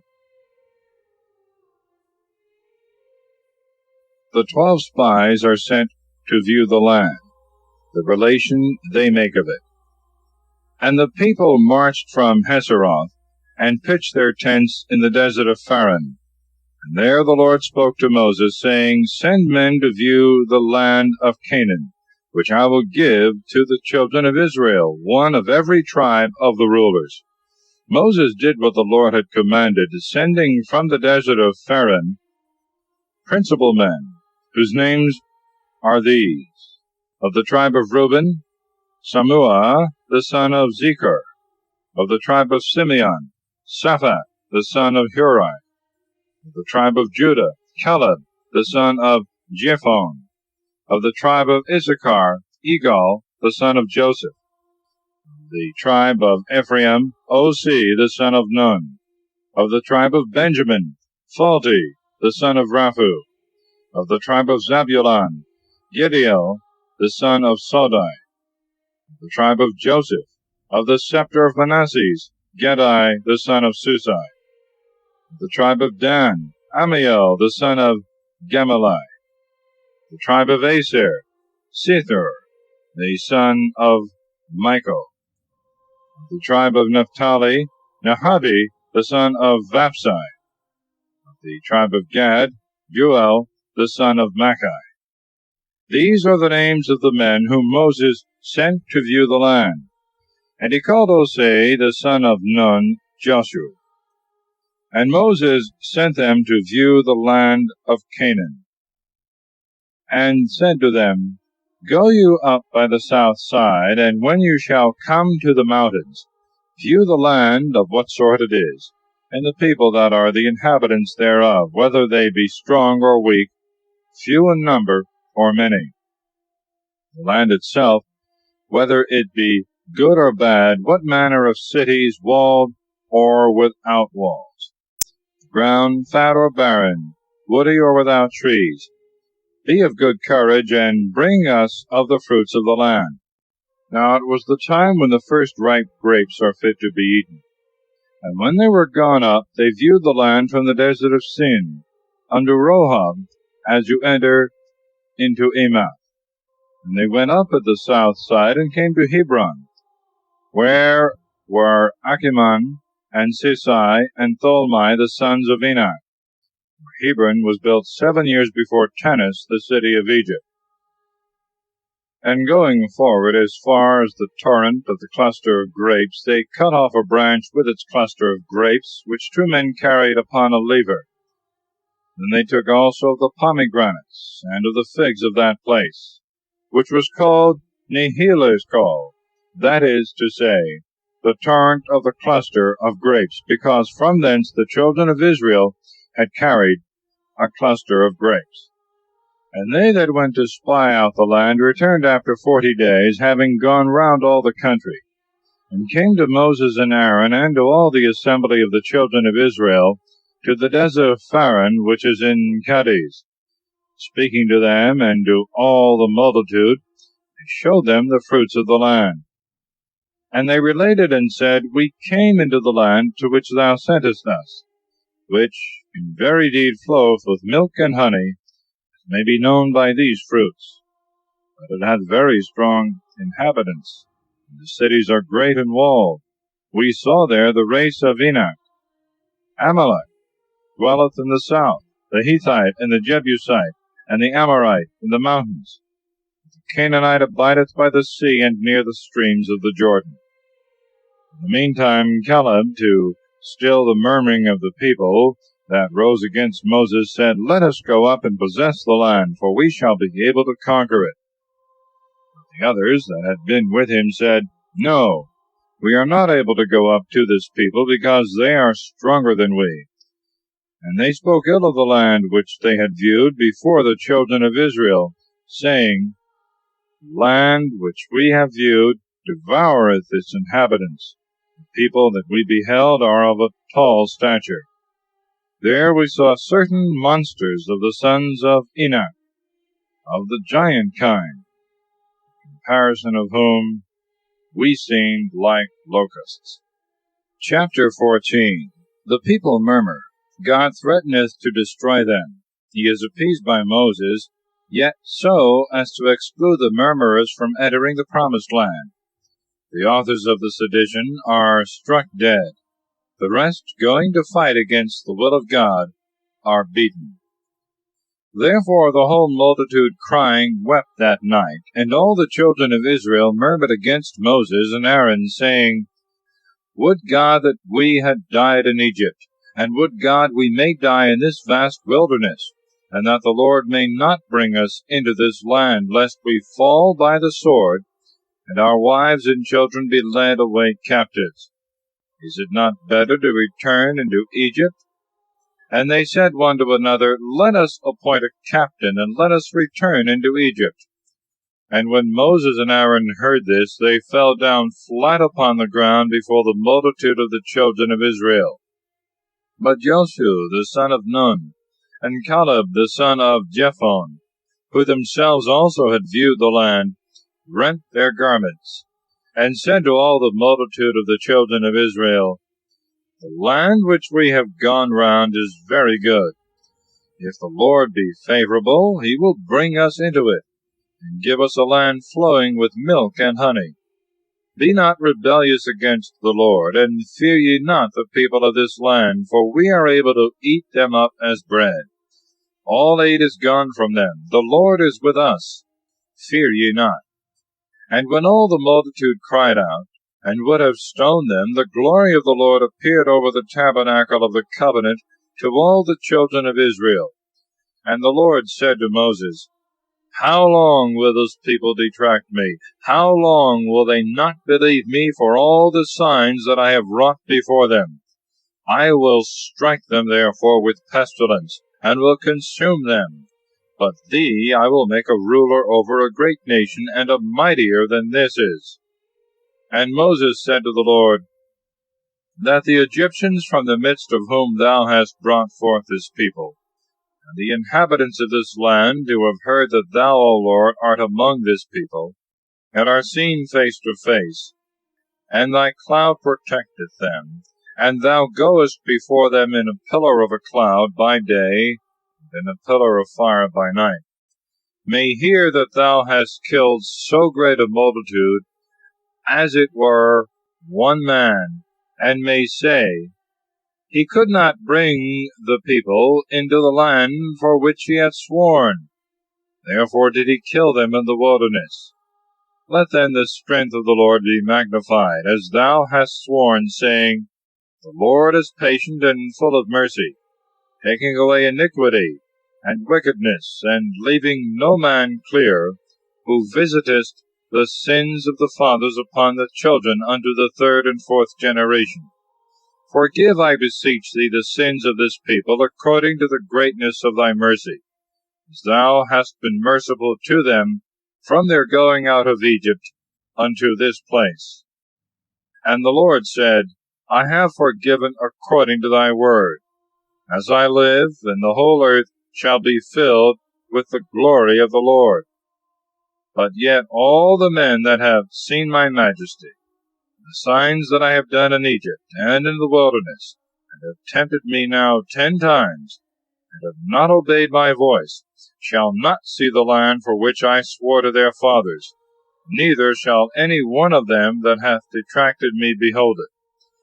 My servant Caleb, who being full of another spirit hath followed me, I will bring into this land which he hath gone round, and his seed shall possess it. For the Amalekite and the Canaanite dwell in the valleys. Tomorrow remove the camp, and return into the wilderness by the way of the Red Sea. And the Lord spoke to Moses and Aaron, saying, How long doth this wicked multitude murmur against me? I have heard the murmurings of the children of Israel. Say therefore to them, As I live, saith the Lord, according as you have spoken in my hearing, so will I do to you. In the wilderness shall your carcasses lie, all you that were numbered from 20 years old and upward, and have murmured against me, shall not enter into the land over which I lifted up my hand to make you dwell therein, except Caleb the son of Jephunneh, and Joshua the son of Nun. But your children, of whom you said that they should be a prey to the enemies, will I bring in, that they may see the land which you have despised. Your carcasses shall lie in the wilderness. Your children shall wander in the desert 40 years, and shall bear your fornication, until the carcasses of their fathers be consumed in the desert, according to the number of the 40 days wherein you viewed the land. A year shall be counted for a day. In 40 years you shall receive your iniquities, and shall know my revenge. For as I have spoken, so will I do to all this wicked multitude that hath risen up together against me. In this wilderness shall it faint away and die. Therefore all the men whom Moses had sent to view the land, and who at their return had made the whole multitude to murmur against him, speaking ill of the land, that it was naught, died, and were struck in the sight of the Lord. But Joshua the son of Nun, and Caleb the son of Jephunneh lived, of all them that had gone to view the land. And Moses spoke all these words to all the children of Israel, and the people mourned exceedingly. And behold, rising up very early in the morning, they went up to the top of the mountain, and said, We are ready to go up to the place which the Lord had spoken, for we have sinned. And Moses said to them, Why transgress you the word of the Lord, which shall not succeed prosperously with you? Go not up, for the Lord is not with you, lest you fall before your enemies. The Amalekite. and the Canaanite are before you, and by their sword you shall fall, because you would not consent to the Lord, neither will the Lord be with you. But they, being blinded, went up to the top of the mountain. But the ark of the testament of the Lord and Moses departed not from the camp. And the Amalekite came down, and the Canaanite that dwelt in the mountain, and smiting and slaying them, pursued them as far as Hormah. Chapter 15. Certain laws concerning sacrifices. Sabbath breaking is punished with death. The law of fringes on their garments. And the Lord spoke to Moses, saying, Speak to the children of Israel, and thou shalt say to them, When you shall come into the land of your habitation, which I will give you, and shall make an offering to the Lord for a holocaust or a victim, paying your vows, or voluntarily offering gifts, or in your solemnities burning a sweet savor unto the Lord, of oxen or of sheep. Whosoever immolateth the victim shall offer a sacrifice of fine flour, the 10th part of an ephah, tempered with the 4th part of a hin of oil. And he shall give the same measure of wine to pour out in libations for the holocaust or for the victim. For every lamb and for every ram there shall be a sacrifice of flour of 2/10, which shall be tempered with the 3rd part of a hin of oil. And he shall offer the 3rd part of the same measure of wine for the libation, for a sweet savor to the Lord. But when thou offerest a holocaust or sacrifice of oxen to fulfill thy vow, or for victims of peace offerings, thou shalt give for every ox 3/10 of flour tempered with half a hin of oil, and wine for libations of the same measure, for an offering of most sweet savor to the Lord. Thus shalt thou do. For every ox and ram and lamb and kid, both they that are born in the land and the strangers, shall offer sacrifices after the same rite. There shall be all one law and judgment, both for you and for them who are strangers in the land. And the Lord spoke to Moses, saying, Speak to the children of Israel, and thou shalt say to them, When you are come into the land which I will give you, and shall eat of the bread of that country, you shall separate first fruits to the Lord of the things you eat. As you separate first fruits of your barn floors, so also shall you give first fruits of your dough to the Lord. And if through ignorance you omit any of these things which the Lord hath spoken to Moses, and by him hath commanded you, from the day that he began to command and thenceforward, and the multitude have forgotten to do it, they shall offer a calf out of the herd, a holocaust for a most sweet savor to the Lord, and the sacrifice and libations thereof, as the ceremonies require, and a buck goat for sin. And the priest shall pray for all the multitude of the children of Israel, and it shall be forgiven them, because they sinned ignorantly, offering notwithstanding a burnt offering to the Lord for themselves, and for their sin and their ignorance. And it should be forgiven all the people of the children of Israel, and the strangers that sojourn among them, because it is the fault of all the people through ignorance. But if one soul shall sin ignorantly, he shall offer a she-goat of a year old for his sin. And the priest shall pray for him, because he sinned ignorantly before the Lord, and he shall obtain his pardon, and it shall be forgiven him. The same law shall be for all that sin by ignorance, whether they be natives or strangers.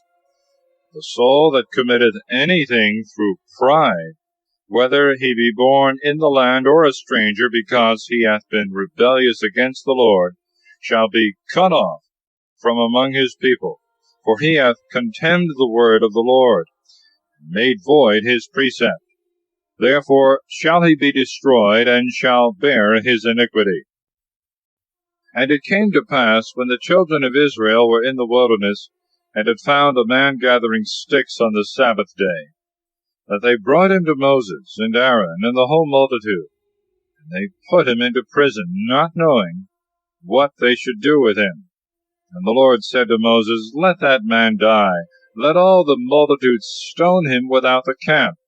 When they had brought him out, they stoned him, and he died as the Lord had commanded.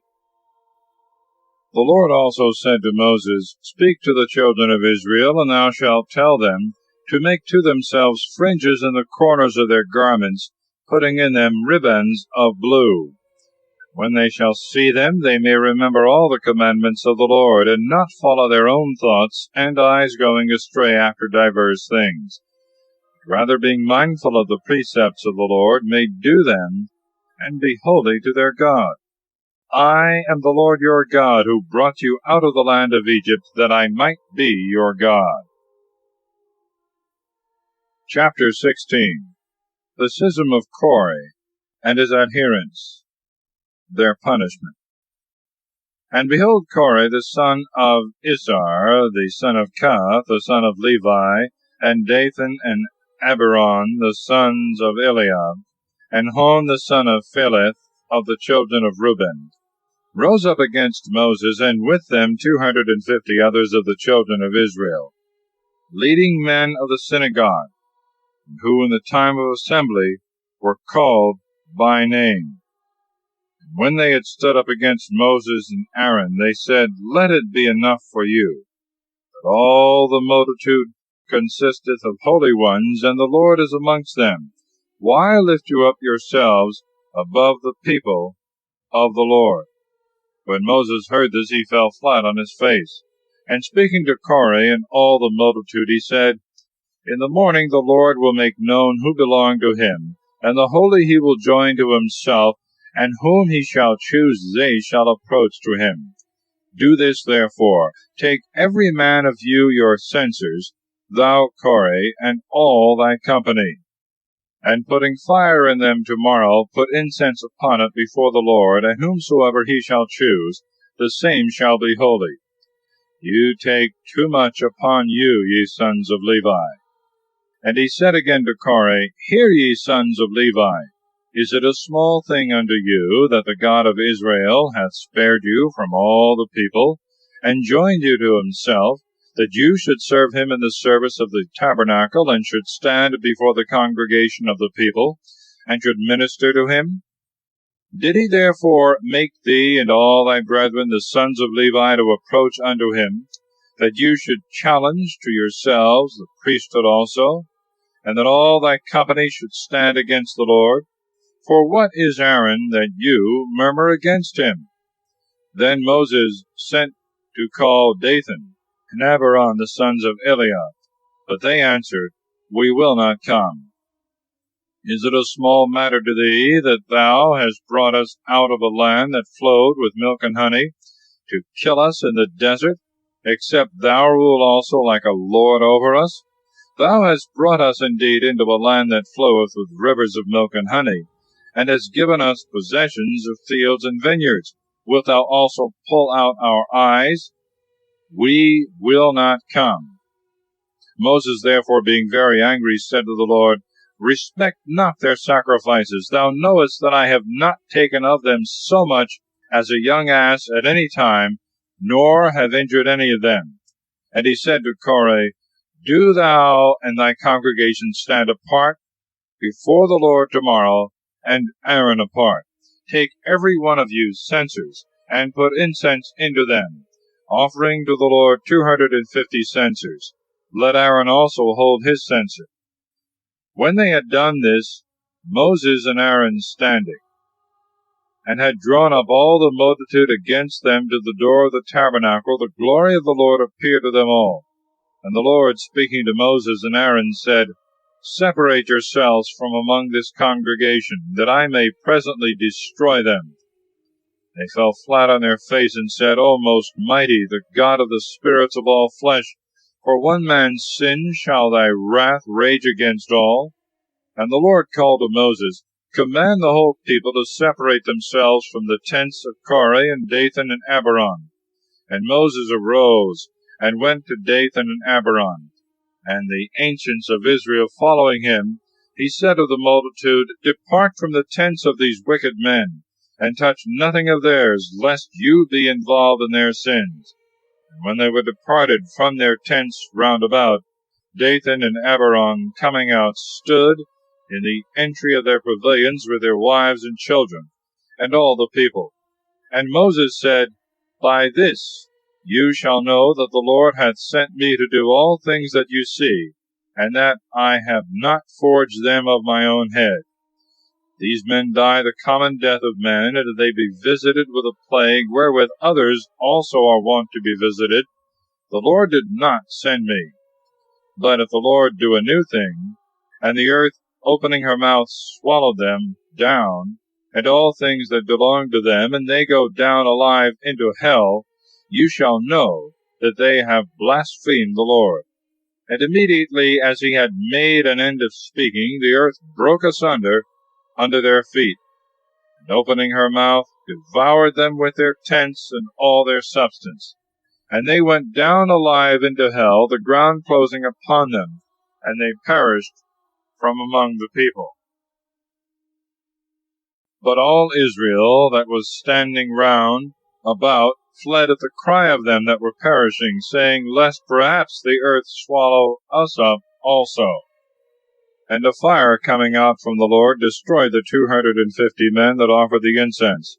And the Lord spoke to Moses, saying, Command Eleazar, the son of Aaron the priest, to take up the censers that lie in the burning, and to scatter the fire of one side and the other, because they are sanctified. The deaths of the sinners. And let him beat them into plates, and fasten them to the altar, because incense hath been offered in them to the Lord. They are sanctified, that the children of Israel may see them for a sign and a memorial. Then Eleazar the priest took the brazen censers wherein they had offered, whom the burning fire had devoured, and beat them into plates, fastening them to the altar, that the children of Israel might have for the time to come wherewith they should be admonished, that no stranger or any one that is not of the seed of Aaron should come near to offer incense to the Lord, lest he should suffer as Korah suffered, and all his congregation, according as the Lord spoke to Moses. The following day all the multitude of the children of Israel murmured against Moses and Aaron, saying, You have killed the people of the Lord. And when there arose a sedition, and the tumult increased, Moses and Aaron fled to the tabernacle of the covenant. And when they were gone into it, the cloud covered it, and the glory of the Lord appeared. And the Lord said to Moses, Get you out from the midst of this multitude. This moment will I destroy them. And as they were lying in the ground, Moses said to Aaron, Take the censer, and putting fire in it from the altar, put incense upon it, and go quickly to the people to pray for them. For already wrath is gone out from the Lord, and the plague rageth. When Aaron had done this, and had run to the midst of the multitude, which the burning fire was now destroying, he offered the incense. And standing between the dead and the living, he prayed for the people, and the plague ceased. The number of them that were slain was 14,700 men, besides them that had perished in the sedition of Korah. And Aaron returned to Moses to the door of the tabernacle of the covenant after the destruction was over. Chapter 17. The priesthood is confirmed to Aaron by the miracle of the blooming of his rod, which is kept for a monument in the tabernacle. And the Lord spoke to Moses, saying, Speak to the children of Israel, and take of every one of them a rod by their kindreds, of all the princes of the tribes 12 rods, and write the name of every man upon his rod. And the name of Aaron shall be for the tribe of Levi, and 1 rod shall contain all their families. And thou shalt lay them up in the tabernacle of the covenant before the testimony where I will speak to thee. Whomsoever of these I shall choose, his rod shall blossom, and I will make to cease from me the murmurings of the children of Israel, wherewith they murmur against you. And Moses spoke to the children of Israel, and all the princes gave him rods, 1 for every tribe. And there were 12 rods besides the rod of Aaron. And when Moses had laid them up before the Lord in the tabernacle of the testimony, He returned on the following day, and found that the rod of Aaron for the house of Levi was budded, and that the buds swelling it had bloomed blossoms, which, spreading the leaves, were formed into almonds. Moses therefore brought out all the rods from before the Lord to all the children of Israel, and they saw, and every one received their rods. And the Lord said to Moses, Carry back the rod of Aaron into the tabernacle of the testimony, that it may be kept there for a token of the rebellious children of Israel, and that their complaints may cease from me, lest they die. And Moses did as the Lord had commanded. And the children of Israel said to Moses, Behold, we are consumed, we all perish. Whosoever approaches to the tabernacle of the Lord, he dieth. Are we all to a man to be utterly destroyed? Chapter 18. The charge of the priests and of the Levites, and their portion. And the Lord said to Aaron, Thou and thy sons and thy father's house with thee shall bear the iniquity of the sanctuary. Thou and thy sons with thee shall bear the sins of your priesthood. And take with thee thy brethren also of the tribe of Levi, and the scepter of thy father, and let them be ready in hand, and minister to thee. But thou and thy sons shall minister in the tabernacle of the testimony. And the Levites shall watch to do thy commands, and about all the works of the tabernacle. Only they shall not come nigh the vessels of the sanctuary, nor the altar, lest both they die, and you also perish with them. But let them be with thee, and watch in the charge of the tabernacle, and in all the ceremonies thereof. A stranger shall not join himself with you. Watch ye in the charge of the sanctuary, and in the ministry of the altar, lest indignation rise upon the children of Israel.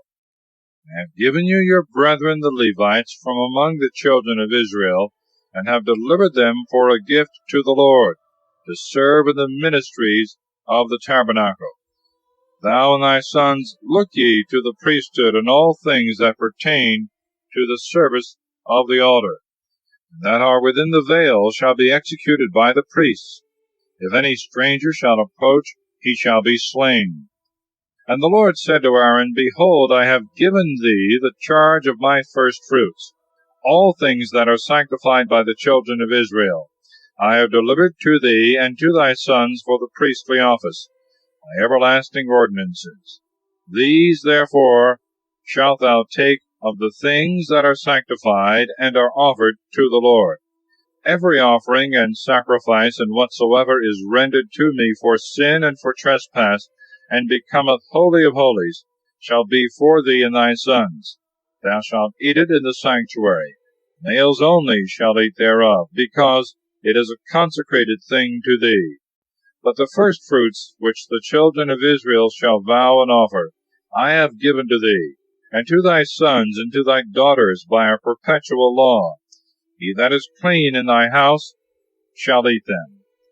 All the best of the oil, and of the wine, and of the corn, whatsoever firstfruits they offer to the Lord, I have given them to thee.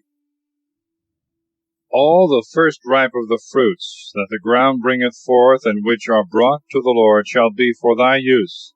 He that is clean in thy house shall eat them.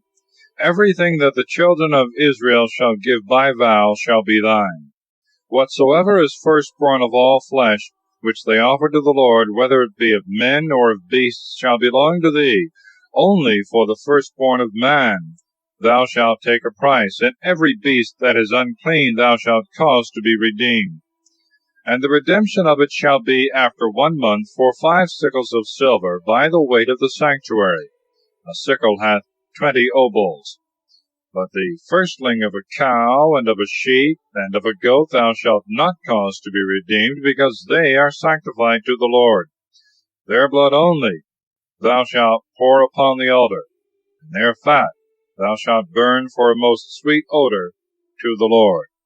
But the flesh shall fall to thy use as the consecrated breast, and the right shoulder shall be thine. All the firstfruits of the sanctuary which the children of Israel offer to the Lord, I have given to thee and to thy sons and daughters by a perpetual ordinance. It is a covenant of salt forever before the Lord, to thee and to thy sons. And the Lord said to Aaron, You shall possess nothing in their land, neither shall you have a portion among them. I am thy portion and inheritance in the midst of the children of Israel.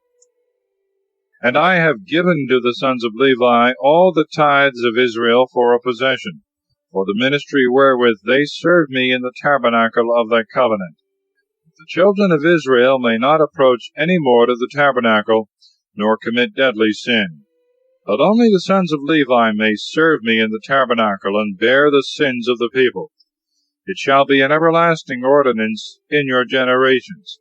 They shall not possess any other thing, but be content with the oblation or tithes which I have separated for their uses and necessities. And the Lord spoke to Moses, saying, Command the Levites, and declare unto them, When you shall receive of the children of Israel the tithes which I have given you, offer the firstfruits of them to the Lord, that is to say, the 10th part of the 10th, that it may be reckoned to you as an oblation of firstfruits, as well as of the barn floors, as of the winepresses. And of all the things of which you receive tithes, offer the firstfruits to the Lord, and give them to Aaron the priest. All the things that you shall offer of the tithes, and shall separate for the gifts of the Lord, shall be the best and choicest things. And thou shalt say to them, If you offer all the goodly and the better things of the tithes, it shall be reckoned to you, as if you had given the first fruits of the barn floor and the winepress. And you shall eat them in all your places, both you and your families, because it is your reward for the ministry wherewith you serve in the tabernacle of the testimony.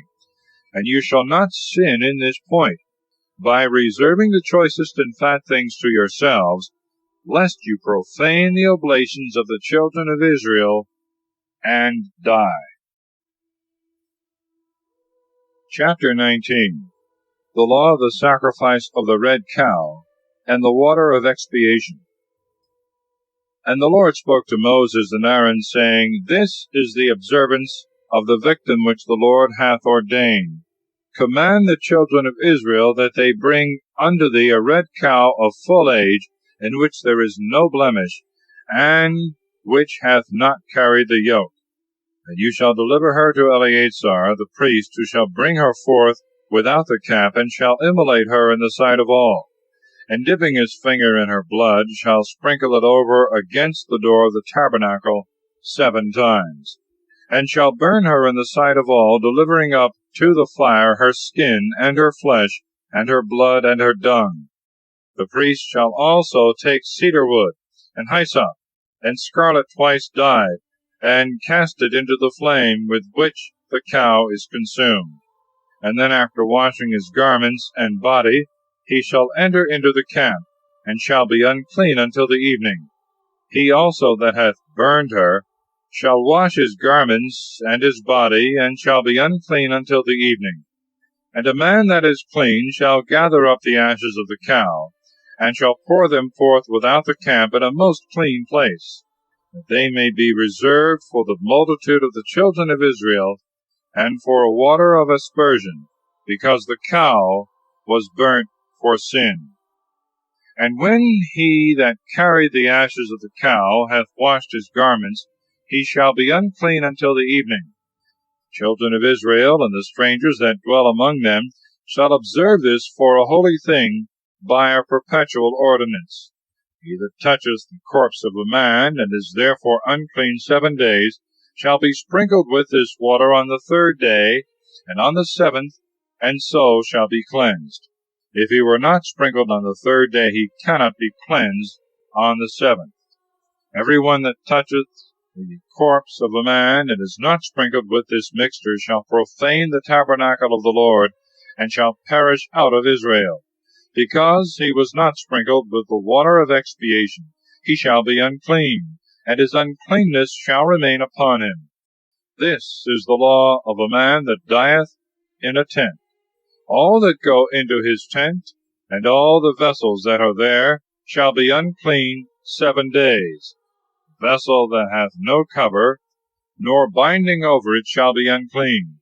If any man in the field touch the corpse of a man that was slain, or that died of himself, or his bone, or his grave, he shall be unclean 7 days.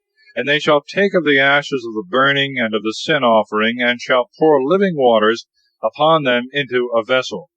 And a man that is clean shall dip hyssop in them, and shall sprinkle therewith all the tent, and all the furniture, and the men that are defiled with touching any such thing. And in this manner he that is clean shall purify the unclean on the 3rd and on the 7th day. And being expiated the 7th day, he shall wash both himself and his garments, and be unclean until the evening. If any man be not expiated after this rite, his soul shall perish out of the midst of the church, because he hath profaned the sanctuary of the Lord, and was not sprinkled with the water of purification. This precept shall be an ordinance forever. He also that sprinkled the water shall wash his garments. Every one that shall touch the waters of expiation shall be unclean until the evening. Whatsoever person toucheth who is unclean, he shall make it unclean. And the person that toucheth any of these things shall be unclean until the evening. Chapter 20.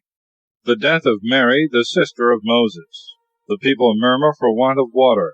God giveth it them from the rock. The death of Aaron. And the children of Israel and all the multitude came into the desert of Sin in the 1st month. And the people abode in Kadesh. And Mary died there, and was buried in the same place. And the people, wanting water, came together against Moses and Aaron. And making a sedition, they said, Would God we had perished among our brethren before the Lord! Why have you brought out the church of the Lord into the wilderness, that both we and our cattle should die? Why have you made us come up out of Egypt, and have brought us into this wretched place, which cannot be sowed, nor bringeth forth figs, nor vines, nor pomegranates, neither is there any water to drink? And Moses and Aaron, leaving the multitude, went into the tabernacle of the covenant, and fell flat upon the ground, and cried to the Lord, and said, O Lord God, hear the cry of this people, and open to them thy treasure, a fountain of living water, that being satisfied they may cease to murmur. And the glory of the Lord appeared over them. And the Lord spoke to Moses, saying, Take the rod, and assemble the people together, thou and Aaron thy brother, and speak to the rock before them, and it shall yield waters. And when thou hast brought forth water out of the rock, all the multitude and their cattle shall drink. Moses therefore took the rod which was before the Lord, as he had commanded him, and having gathered together the multitude before the rock, he said to him, Hear, ye rebellious and incredulous, can we bring you forth water out of this rock? And when Moses had lifted up his hand and struck the rock twice with the rod, there came forth water in great abundance, so that the people and their cattle drank. And the Lord said to Moses and Aaron, Because you have not believed me to sanctify me before the children of Israel, you shall not bring these people into the land which I will give them. This is the water of contradiction, where the children of Israel strove with words against the Lord, and he was sanctified in them. In the meantime Moses sent messengers from Kadesh to the king of Edom, to say, Thus saith thy brother Israel, Thou knowest all the labor that hath come upon us, in what manner our fathers went down into Egypt, and there we dwelt a long time. The Egyptians afflicted us and our fathers. And how we cried to the Lord, and he heard us, and sent an angel, who hath brought us out of Egypt. Lo, we are now in the city of Kadesh, which is in the uttermost of thy borders. We beseech thee that we may have leave to pass through thy country. We will not go through the fields, nor through the vineyards. We will not drink the waters of thy wells, but we will go by the common highway, neither turning aside to the right hand, nor to the left, till we are past thy borders. And Edom answered them, Thou shalt not pass by me. If thou dost, I will come out armed against thee. And the children of Israel said, We will go by the beaten way, and if we and our cattle drink of thy waters, we will give thee what is just. There shall be no difficulty in the price, only let us pass speedily. But he answered, Thou shalt not pass. And immediately he came forth to meet them with an infinite multitude and a strong hand. Neither would he condescend to their desire to grant them passage through his borders. Wherefore Israel turned another way from him. And when they had removed the camp from Kadesh, they came to Mount Hor, which is in the borders of the land of Edom, where the Lord spoke to Moses. Let Aaron, saith he, go to his people, for he shall not go into the land which I have given the children of Israel, because he was incredulous to my words at the waters of contradiction. Take Aaron and his son with him, and bring them up into Mount Hor. And when thou hast stripped the father of his vesture, thou shalt vest therewith Eleazar his son. Aaron shall be gathered to his people, and die there. Moses did as the Lord had commanded, and they went up into Mount Hor before all the multitude. When he had stripped Aaron of his vestments, he vested Eleazar his son with them. And Aaron being dead on the top of the mountain, he came down with Eleazar. And all the multitude, seeing that Aaron was dead, mourned for him 30 days throughout all their families. Chapter 21. King Arad is overcome. The people murmur and are punished with fiery serpents. They are healed by the brazen serpent. They conquer the kings of Sihon and Og. And when King Arad the Canaanite, who dwelt towards the south, had heard this, to wit, that Israel was come by the way of the spies, he fought against them, and overcoming them carried off their spoils. But Israel, binding himself by vow to the Lord, said, If thou wilt deliver this people into my hand, I will utterly destroy their cities. And the Lord heard the prayers of Israel, and delivered up the Canaanite. And they cut them off, and destroyed their cities. And they called the name of that place Hormah, that is to say, anathema. And they marched from Mount Hor by the way that leadeth to the Red Sea, to compass the land of Edom. And the people began to be weary of their journey and labor. And speaking against God and Moses, they said, Why didst thou bring us out of Egypt to die in the wilderness? There is no bread, nor have we any waters. Our soul now loatheth this very light food. Wherefore the Lord sent among the people fiery serpents, which bit them and killed many of them. Upon which they came to Moses and said, We have sinned, because we have spoken against the Lord and thee. Pray that he may take away these serpents from us. And Moses prayed for the people. And the Lord said to him, Make a brazen serpent, and set it up for a sign. Whosoever, being struck, shall look on it, shall live. Moses therefore made a brazen serpent, and set it up for a sign, which when they that were bitten looked upon, they were healed. And the children of Israel, setting forwards, camped in Oboth. Parting thence, they pitched their tents in Giberon, in the wilderness that faceth Moab toward the east.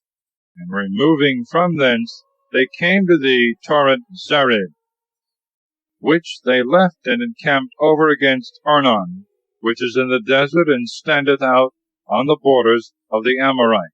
And Arnon is the border of Moab, dividing the Moabites and the Amorites. Wherefore it is said in the book of the wars of the Lord, As he did in the Red Sea, so will he do in the streams of Arnon. The rocks of the torrents were bowed down, that they might rest in Ar, and lie down in the borders of the Moabites. When they went from that place, the well appeared, whereof the Lord said to Moses, Gather the people together, and I will give them water. Then Israel sung this song, Let the well spring up. They sung thereto, The well which the princes dug And the chiefs of the people prepared by the direction of the lawgiver, and with their staves, and they marched from the wilderness to Mathana, from Mathana unto Nahaliel, from Nahaliel unto Bamoth. From Bamoth is the valley in the country of Moab, to the top of Pasgah, which looked towards the desert. And Israel sent messengers to Sihon, king of the Amorites, saying, I beseech thee that I may have leave to pass through thy land. We will not go aside into the fields or the vineyards. We will not drink waters of the wells. We will go the king's highway till we be past thy borders. And he would not grant that Israel should pass by his borders, but rather, gathering an army, went forth to meet them in the desert, and came to Jassah, and fought against them. And he was slain by them with the edge of the sword, and they possessed his land from the Arnon unto the Jabbok, and to the confines of the children of Ammon. The borders of the Ammonites were kept with a strong garrison. So Israel took all his cities, and dwelt in the cities of the Amorite, to wit, in Heshbon, and in the villages thereof. Heshbon was the city of Sihon, the king of the Amorites, who fought against the king of Moab, and took all the land that had been of his dominions, as far as the Arnon. Therefore it is said in the proverb, Come into Heshbon, let the city of Sihon be built and set up. A fire is gone out of Heshbon, a flame from the city of Sihon, and hath consumed Ar and the Moabites, and the inhabitants of the high places of the Arnon. Woe to thee, Moab! Thou art undone, O people of Chemos! He hath given his sons to flight, and his daughters into captivity to Sihon the king of the Amorites. Their yoke is perished from Heshbon unto Dibon. They came weary to Nophi, and unto Medaba. So Israel dwelt in the land of the Amorite. And Moses sent some to take a view of Jazer. And they took the villages of it, and conquered the inhabitants. And they turned themselves, and went up by the way of Basan. And Og the king of Basan came against them with all his people, to fight in Edrei. And the Lord said to Moses, Fear him not, for I have delivered him and all his people and his country into thy hand. And thou shalt do to him as thou didst to Sihon the king of the Amorites, the inhabitant of Heshbon. So they slew him also with his sons and all his people, not letting any one escape, and they possessed his land. Chapter 22. Balak, king of Moab, sendeth twice for Balaam to curse Israel. In his way Balaam is rebuked by an angel. And they went forward and encamped in the plains of Moab, over against where Jericho is situate beyond the Jordan. And Balak the son of Sephor, seeing all that Israel had done to the Amorite, and that the Moabites were in great fear of him, and were not able to sustain his assault, he said to the elders of Midian, So will this people destroy all that dwell in our borders, as the ox is wont to eat the grass to the very roots. Now he was at that time king in Moab. He sent therefore messengers to Balaam the son of Beor, a soothsayer, who dwelt by the river of the land of the children of Ammon, to call him, and to say, Behold, a people is come out of Egypt, that hath covered the face of the earth, sitting over against me. Come therefore, and curse this people, because it is mightier than I, if by any means I may beat them, and drive them out of my land. For I know that he whom thou shalt bless is blessed, and he whom thou shalt curse is cursed. And the ancients of Moab and the elders of Midian went with the price of divination in their hands. And when they were come to Balaam, and had told him all the words of Balak, he answered, Tarry here this night, and I will answer whatsoever the Lord shall say to me. While they stayed with Balaam, God came and said to him, What mean these men that are with thee? He answered, Balak the son of Sephor, king of the Moabites, hath sent to me, saying, Behold, a people that is come out of Egypt hath covered the face of the land. Come and curse them, if by any means I may fight with them and drive them away. And God said to Balaam, Thou shalt not go with them, nor shalt thou curse the people, because it is blessed. And he rose in the morning and said to the princes, Go into your country, because the Lord hath forbid me to come with you. Princes returning said to Balak, Balaam would not come with us. Then he sent many more, and more noble than he had sent before, who, when they were come to Balaam, said, Thus saith Balak the son of Ziphor, Delay not to come to me, for I am ready to honor thee, and will give thee whatsoever thou wilt. Come and curse this people.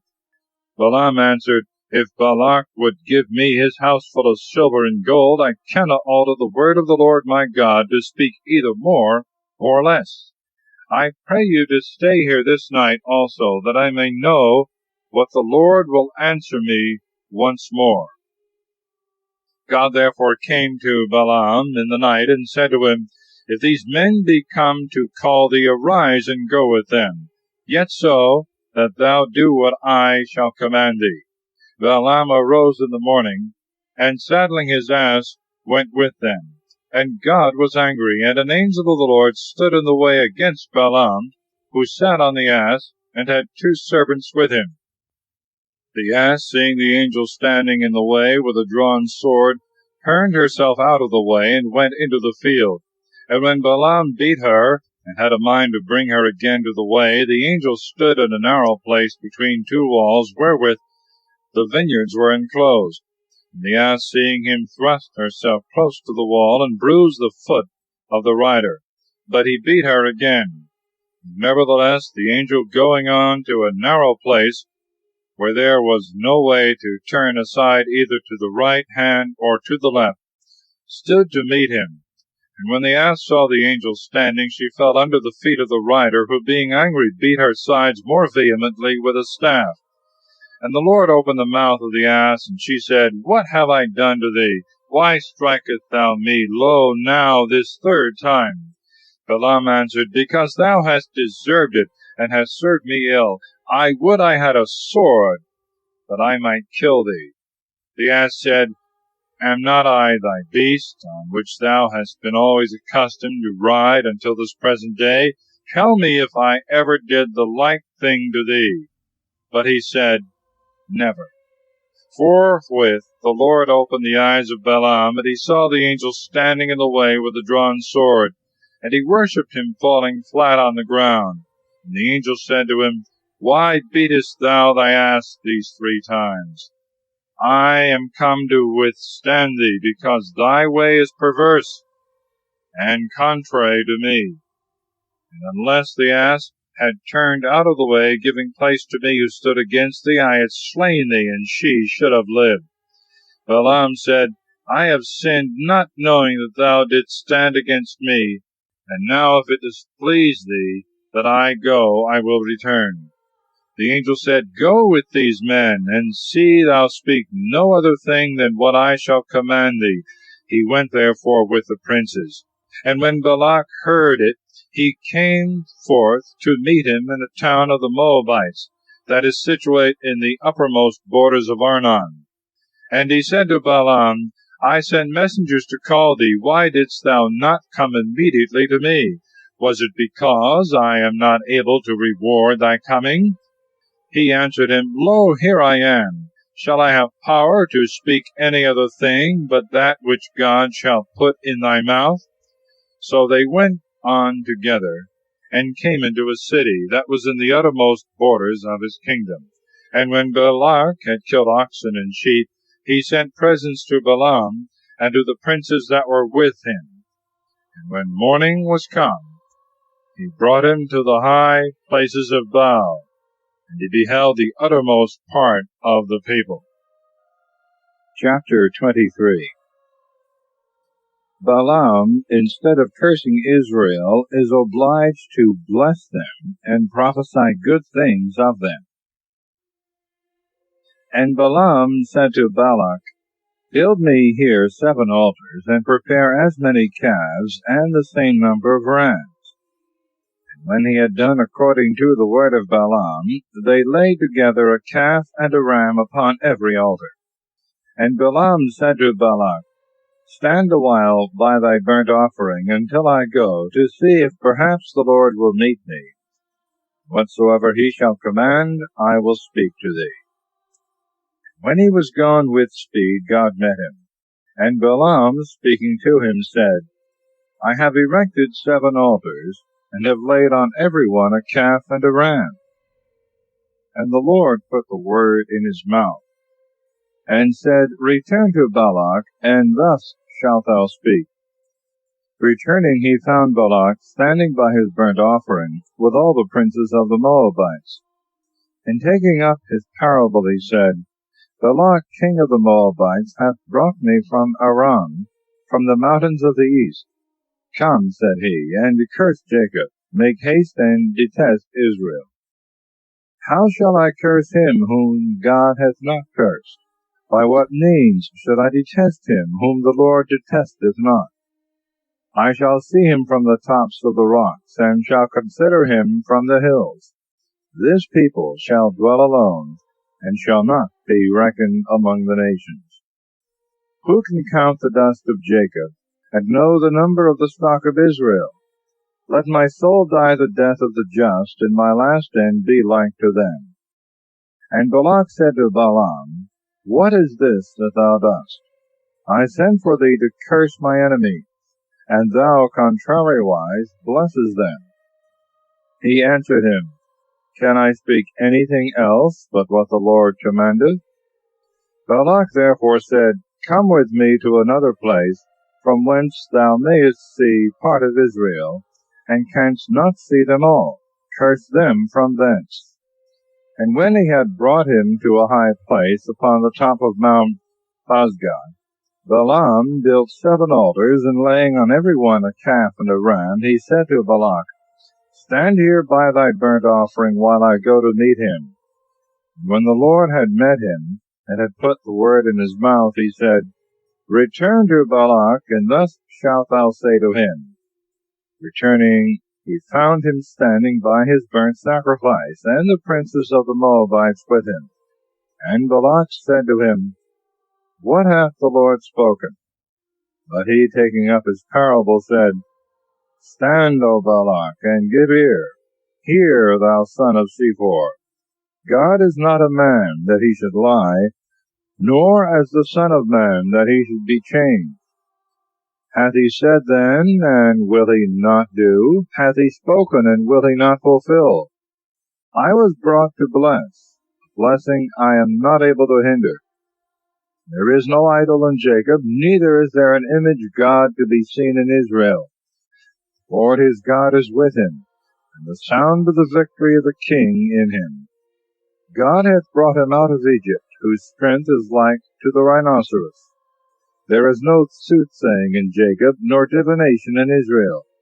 In their times it shall be told to Jacob and to Israel what God hath wrought. Behold, the people shall rise up as a lioness, and shall lift itself up as a lion. It shall not lie down till it devour the prey, and drink the blood of the slain. And Balak said to Balaam, Neither curse nor bless him. And he said, Did I not tell thee that whatsoever God should command me, that I would do? And Balak said to him, Come, and I will bring thee to another place, if peradventure it please God that thou mayest curse them from thence. And when he had brought him upon the top of Mount Fogor, which looketh towards the wilderness, Balaam said to him, Build me here 7 altars, and prepare as many calves, and the same number of rams.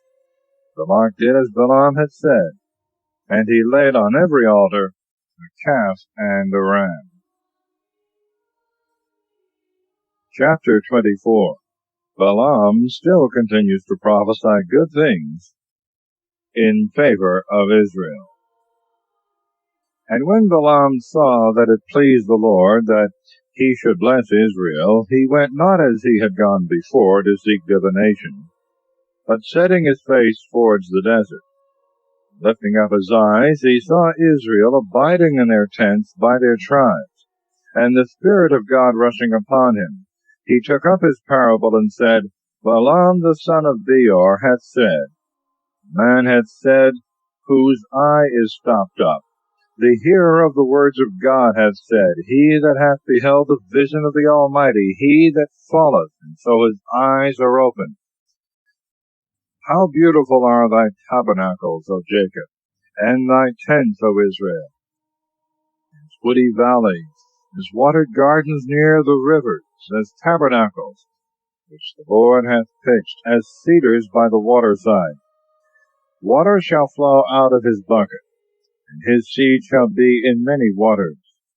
For Agag his king shall be removed, and his kingdom shall be taken away. God hath brought him out of Egypt, whose strength is like to the rhinoceros. They shall devour the nations that are his enemies, and break their bones, and pierce them with arrows. Lying down he hath slept as a lion, and as a lioness, whom none shall dare to rouse. He that blesseth thee shall also himself be blessed. He that curseth thee shall be reckoned accursed. And Balak, being angry against Balaam, clapped his hands together and said, I called thee to curse my enemies, and thou, on the contrary, hast blessed them 3 times. Return to thy place. I had determined indeed greatly to honor thee. The Lord hath deprived thee of the honor designed for thee. Balaam made answer to Balak, Did I not say to thy messengers, whom thou sentest to me, If Balak would give me his house full of silver and gold, I cannot go beyond the word of the Lord my God, to utter anything of my own head, either good or evil. But whatsoever the Lord shall say, that I will speak. But yet going to my people, I will give thee counsel, what this people shall do to thy people in the latter days. Therefore, taking up his parable, again he said, Balaam the son of Beor hath said, Man whose eye is stopped up hath said, The hearer of the words of God hath said, Who knoweth the doctrine of the highest, and seeth the visions of the Almighty, who falling hath his eyes opened. I shall see him, but not now. I shall behold him, but not near. A star shall rise out of Jacob, and a scepter shall spring up from Israel, and shall strike the chiefs of Moab, and shall waste all the children of Seth. And he shall possess Idumea. The inheritance of Seir shall come to their enemies, but Israel shall do manfully. Out of Jacob shall he come, that shall rule, and shall destroy the remains of the city. And when he saw Amalek, he took up his parable, and said, Amalek, the beginning of nations, whose latter end shall be destroyed. He saw also the Sinite, and took up his parable, and said, Thy habitation indeed is strong, but though thou build thy nest in a rock, and thou be chosen of the stock of sin, how long shalt thou be able to continue? For Asor shall take thee captive. And taking up his parable, again he said, Alas, who shall live when God shall do these things? They shall come in galleys from Italy. They shall overcome the Assyrians, and shall waste the Hebrews, and at the last they themselves also shall perish. And Balaam rose and returned to his place. Balak also returned the way that he came. Chapter 25. The people fall into fornication and idolatry, for which 24,000 are slain. The zeal of Phineas. And Israel at that time abode in Setim, and the people committed fornication with the daughters of Moab, who called them to their sacrifices, and they ate of them, and adored their gods. And Israel was initiated to Beelphegor, upon whom the Lord, being angry, said to Moses, Take all the princes of the people, and hang them up on gibbets against the sun, that my fury may be turned away from Israel. And Moses said to the judges of Israel, Let every man kill his neighbors that have been initiated to Beelzebub. And behold, one of the children of Israel went in before his brethren to a harlot of Midian, in the sight of Moses, and of all the children of Israel, who were weeping before the door of the tabernacle. And when Phinehas, the son of Eleazar, the son of Aaron, the priest, saw it, he rose up from the midst of the multitude, and taking a dagger, went in after the Israelite into the brothel house, and thrust both of them through together, to wit, the man and the woman, in the genital parts. And the scourge ceased from the children of Israel. And there were slain 24,000 men. And the Lord said to Moses, Phinehas, the son of Eleazar, the son of Aaron the priest, hath turned away my wrath from the children of Israel, because he was moved with my zeal against them, that I myself might not destroy the children of Israel in my zeal. Therefore say to him, Behold, I give him the peace of my covenant, and the covenant of the priesthood forever shall be both to him and his seed, because he hath been zealous for his God, and hath made atonement for the wickedness of the children of Israel. And the name of the Israelites that was slain with the woman of Midian was Zambri the son of Salu, a prince of the kindred and tribe of Simeon. And the Midianite woman that was slain with him was called Cosbi, the daughter of Sur, a most noble prince among the Midianites. And the Lord spoke to Moses, saying, Let the Midianites find you their enemies, and slay you them, because they also have acted like enemies against you, and have guilefully deceived you by the idol Phogor. And Cosbi, their sister, a daughter of a prince of Midian, who was slain in the day of the plague for the sacrilege of Phogor. Chapter 26. The people are again numbered by their tribes and families. After the blood of the guilty was shed, the Lord said to Moses and to Eleazar the son of Aaron the priest, Number the whole sum of the children of Israel from 20 years old and upward, by their houses and kindreds, all that are able to go forth to war. Moses therefore and Eleazar the priest, being in the plains of Moab, upon the Jordan over against Jericho, spoke to them that were from 20 years old and upward, as the Lord had commanded. This is the number of them.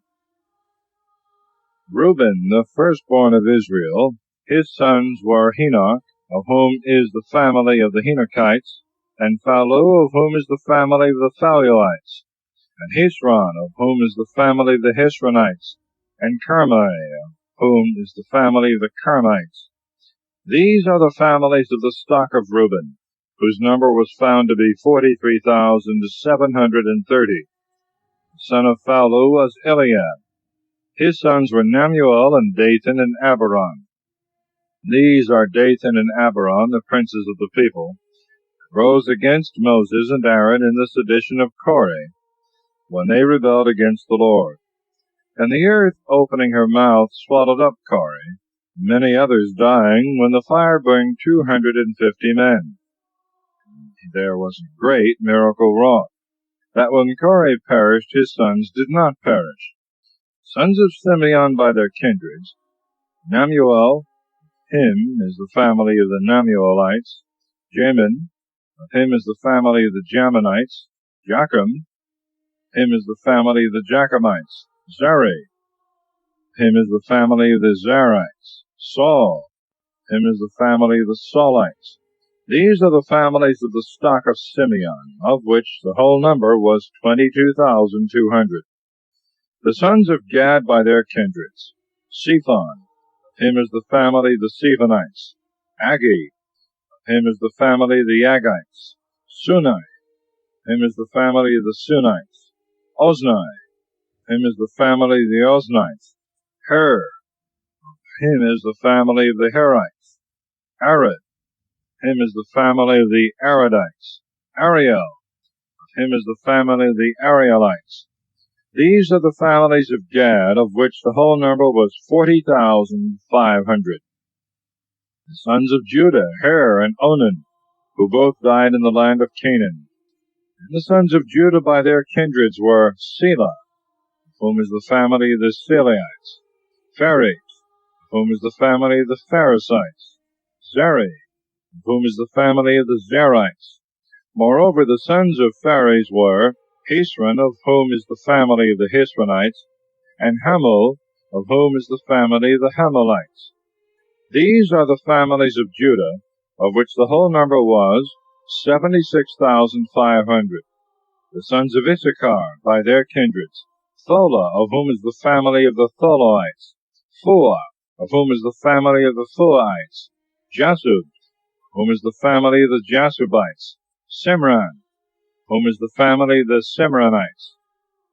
These are the kindreds of Issachar, whose number was 64,300.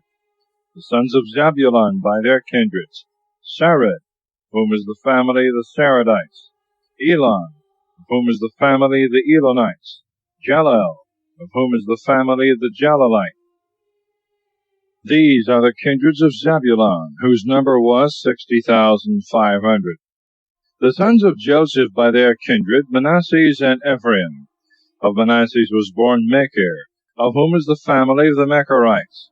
Machir begot Galaad, of whom is the family of the Galadites. Galaad had sons: Jezer, of whom is the family of the Jezerites, and Helek, of whom is the family of the Helekites, and Esrael, of whom is the family of the Esraelites, and Sechem, of whom is the family of the Sechemites, and Sameda, of whom is the family of the Semedites, and Hepher, of whom is the family of the Hepherites.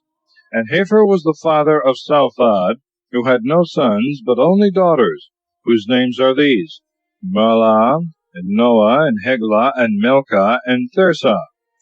These are the families of Manasses, and the number of them 52,700.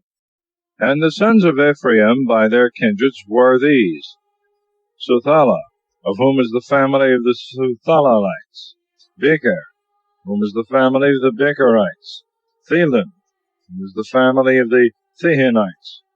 Now the son of Suthala was Heron, of whom is the family of the Heronites.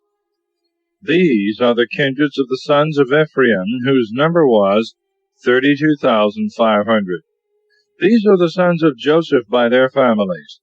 Sons of Benjamin and their kindreds: Bela, of whom is the family of the Belaites; Asbel, of whom is the family of the Asbelites; Aharim, of whom is the family of the Aharimites; Supham, of whom is the family of the Suphamites; Hupham, of whom is the family of the Huphamites. The sons of Bela: Herod and Noaman. Of Herod is the family of the Herodites; of Noaman the family of the Noamites. These are the sons of Benjamin by their kindreds, whose number was 45,600. The sons of Dan by their kindreds: Suham, of whom is the family of the Suhamites. These are the kindreds of Dan by their families. All were Suhamites, whose number was 64,400. Sons of Aser by their kindreds: Jemnah, of whom is the family of the Jemnites; Jesui, of whom is the family of the Jesuites; Brei, of whom is the family of the Breiites. The sons of Brei: Heber, of whom is the family of the Heberites; and Milchiel, of whom is the family of the Milchielites. And the name of the daughter of Aser was Sarah. These are the kindreds of the sons of Aser, and their number 53,400. The sons of Naphtali by their kindreds: Jesiel, of whom is the family of the Jesielites; Gunai, of whom is the family of the Gunites; Jeser, of whom is the family of the Jeserites; Selem, of whom is the family of the Selemites. These are the kindreds of the sons of Naphtali by their families, whose number was 45,400. This is the sum of the children of Israel that were reckoned up, 601,730. And the Lord spoke to Moses, saying, To these shall the land be divided for their possessions according to the number of names. To the greater number thou shalt give a greater portion, and to the fewer a less. To every one as they have now been reckoned up shall a possession be delivered. Yet so that by lot the land be divided to the tribe and families. Whatsoever shall fall by lot, that shall be taken by the more or the fewer. This also is the number of the sons of Levi by their families. Gerson, of whom is the family of the Gersonites. Kahath, of whom is the family of the Kahathites. Merari, of whom is the family of the Merarites. These are the families of Levi. Family of Lobni, family of Hebroni, family of Maholi, family of Musai, family of Kore. Now Kahath begot Amram, who had to wife Jochebed, the daughter of Levi, who was born to him in Egypt. She bore to her husband Amram's sons, Aaron and Moses, and Mary their sister. Of Aaron were born Nadab and Abihu, and Eleazar and Ithamar, of whom Nadab and Abihu died, when they had offered the strange fire before the Lord. And all that were numbered were 23,000 males from 1 month old and upward. For they were not reckoned of among the children of Israel, neither was a possession given to them with the rest. This is the number of the children of Israel that were enrolled by Moses and Eleazar the priest in the plains of Moab upon the Jordan, over against Jericho, among whom there was not one of them that were numbered before by Moses and Aaron in the desert of Sinai.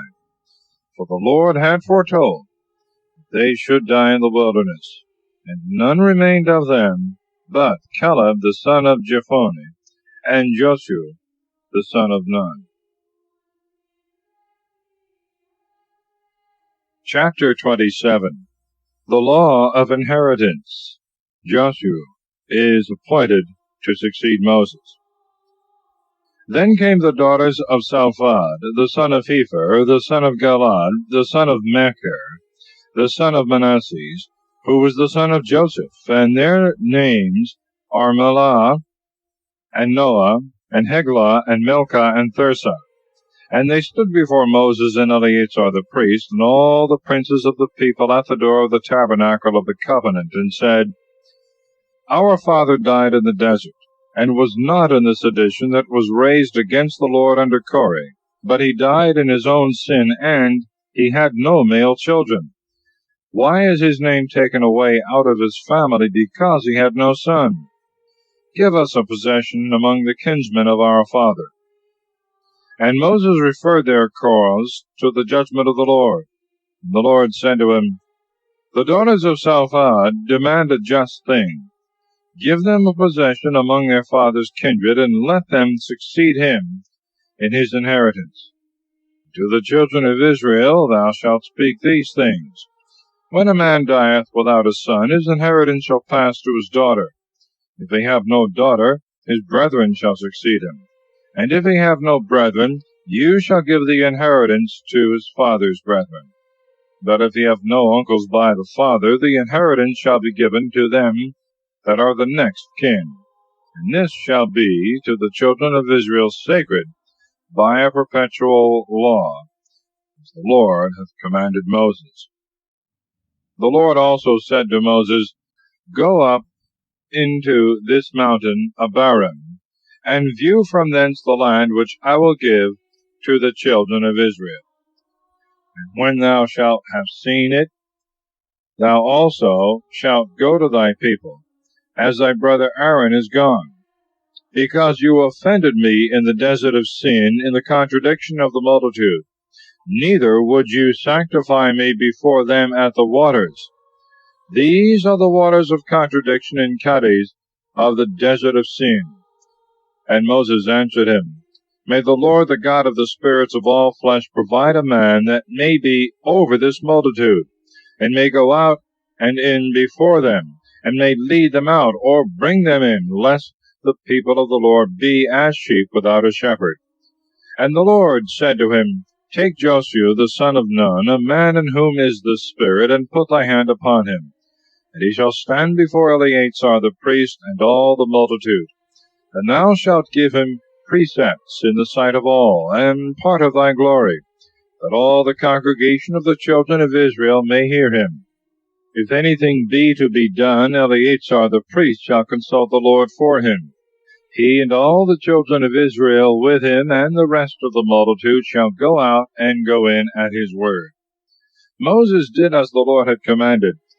When he had taken Josue, he set him before Eleazar the priest, and all the assembly of the people. And laying his hands on his head, he repeated all things that the Lord had commanded. Chapter 28.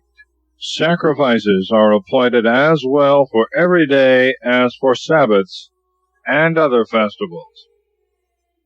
The Lord also said to Moses, Command the children of Israel, and thou shalt say to them, Offer ye my oblation and my bread, and burnt sacrifice of most sweet odor in their due seasons.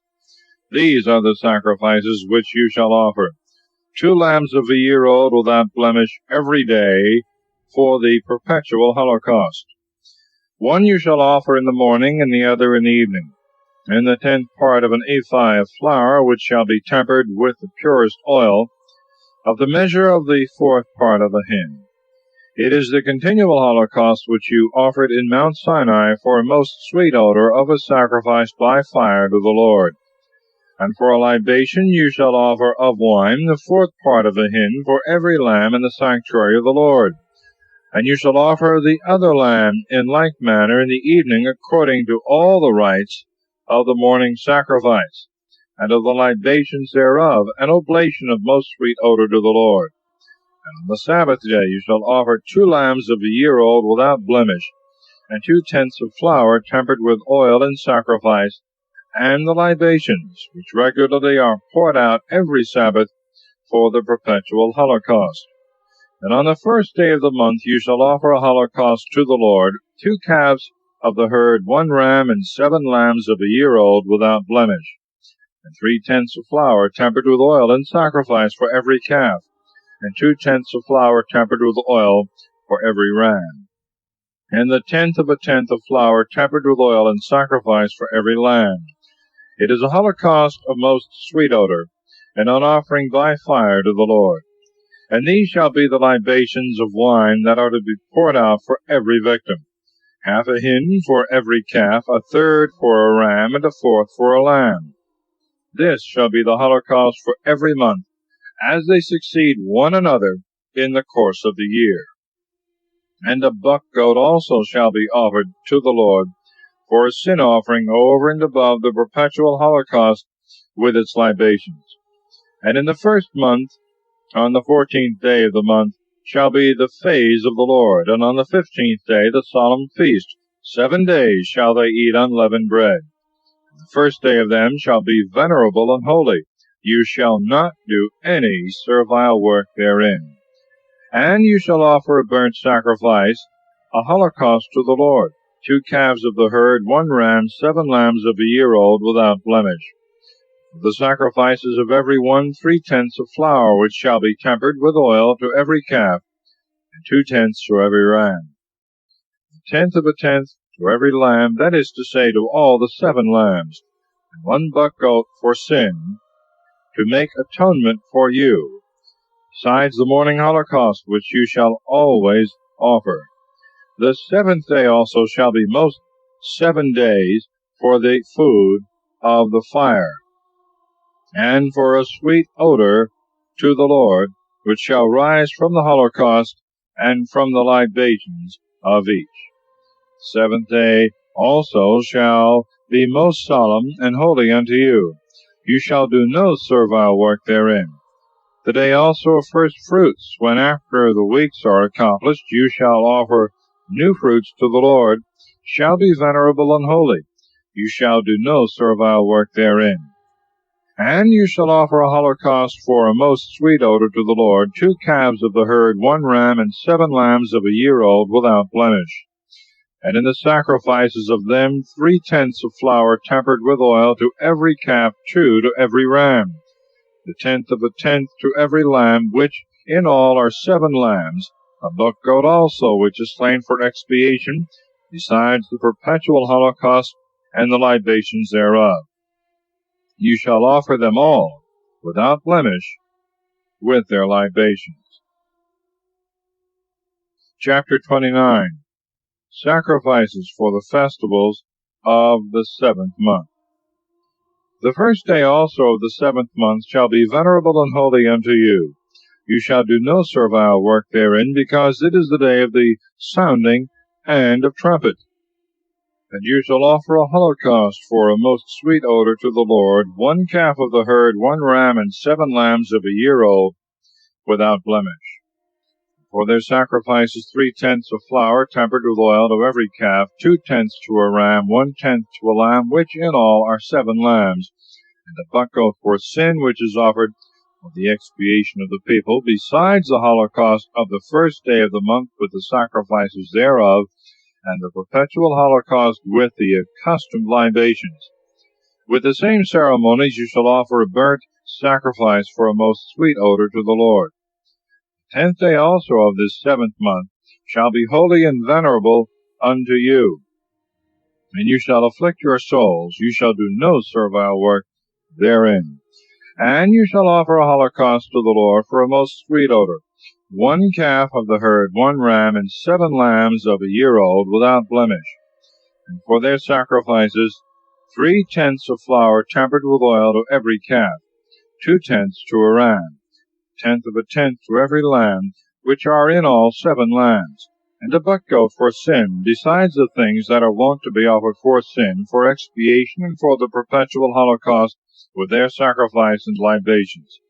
And on the 15th day of the 7th month, which shall be unto you holy and venerable, you shall do no servile work, but shall celebrate a solemnity to the Lord 7 days. And you shall offer a holocaust for a most sweet odor to the Lord, 13 calves of the herd, 2 rams, and 14 lambs of a year old, without blemish.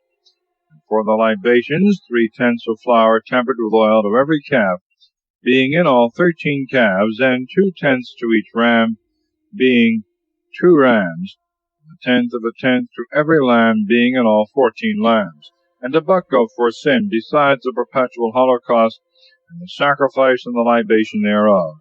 On the 2nd day you shall offer 12 calves of the herd, 2 rams, and 14 lambs of a year old, without blemish, sacrifices and the libations for every one, for the calves, and for the rams, and for the lambs you shall duly celebrate.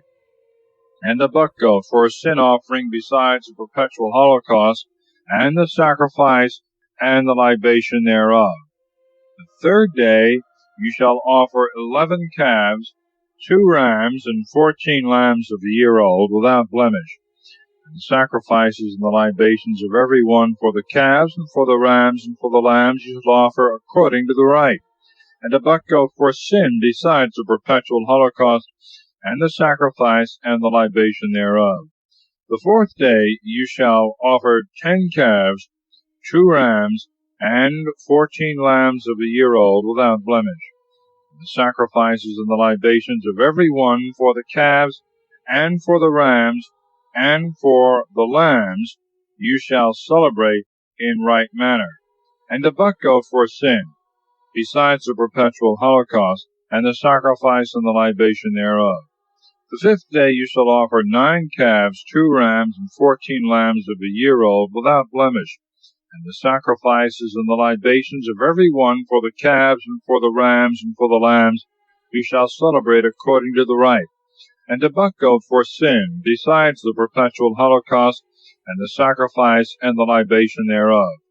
The 6th day you shall offer 8 calves, 2 rams, and 14 lambs of a year old, without blemish, and the sacrifices and the libations of every one, for the calves, and for the rams, and for the lambs, you shall celebrate according to the rite.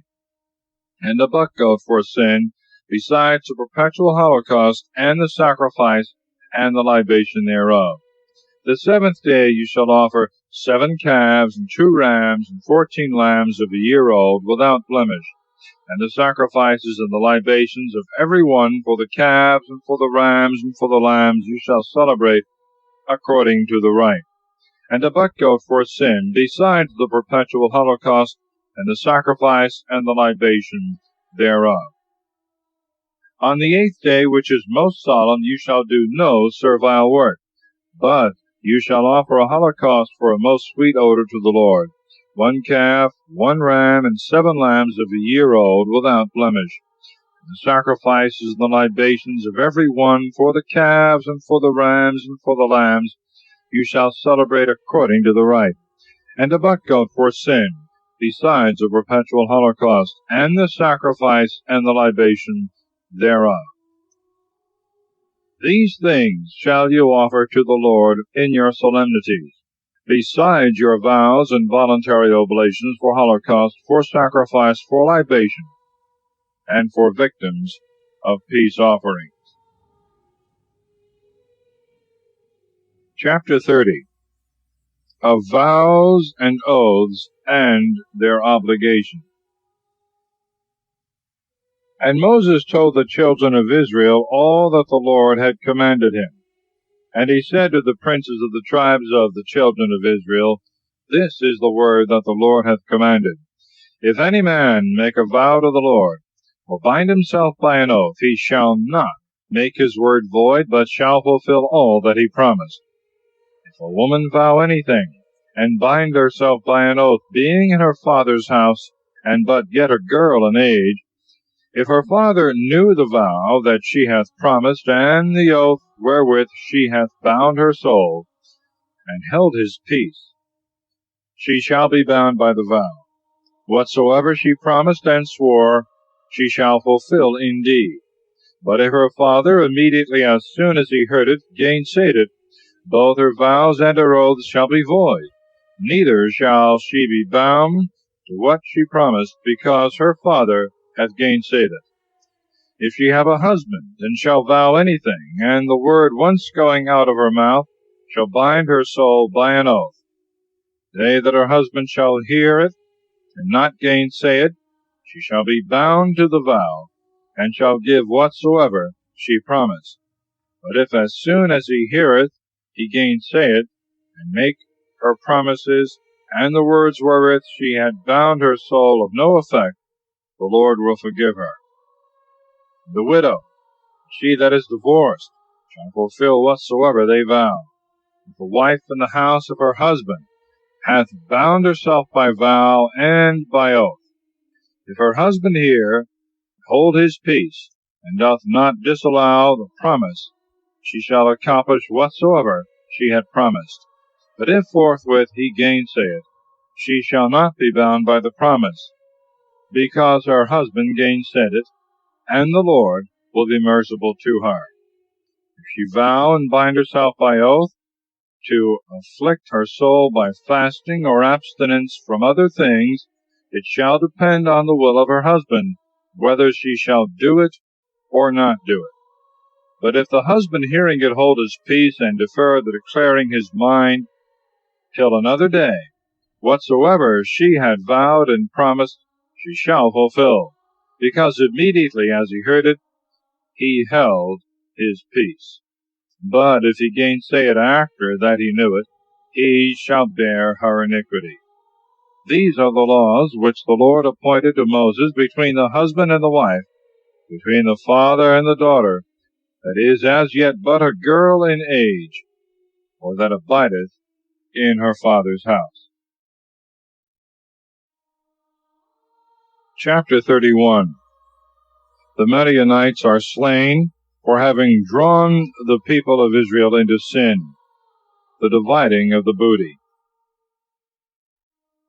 And the Lord spoke to Moses, saying, Revenge first the children of Israel on the Midianites, and so thou shalt be gathered to thy people.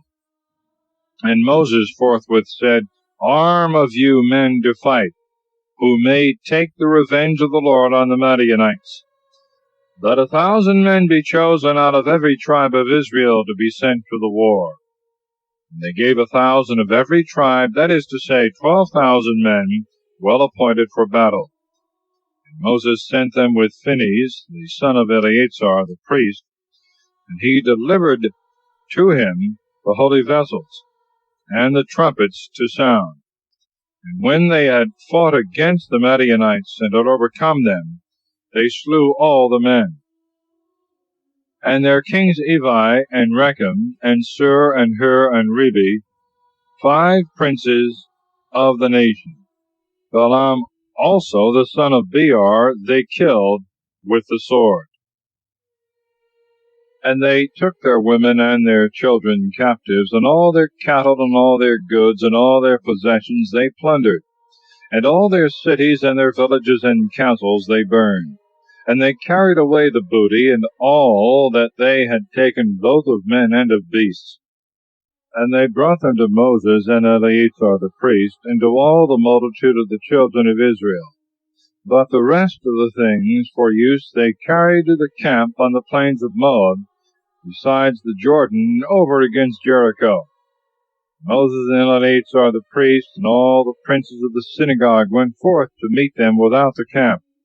And Moses, being angry with the chief officers of the army, the tribunes and the centurions that were come from the battle, said, Why have you saved the women? Are not these they that deceived the children of Israel by the counsel of Balaam, and made you transgress against the Lord by the sin of Phogor, for which also the people was punished? Therefore kill all that are of the male sex, even of the children, and put to death the women that have carnally known men. But the girls and all the women that are virgins, save for yourselves, and stay without the camp 7 days. He that hath killed a man, or touched one that is killed, shall be purified the 3rd day and the 7th day. And of all the spoil, every garment or vessel or anything made for use of the skins or hair of goats or of wood shall be purified. Eleazar also the priest spoke to the men of the army that have fought in this manner. This is the ordinance of the law which the Lord hath commanded Moses. Gold and silver and brass and iron and lead and tin, and all that may pass through the fire, shall be purified by fire, but whatsoever cannot abide the fire shall be sanctified with the water of expiation. And you shall wash your garments the 7th day, and being purified you shall afterwards enter into the camp.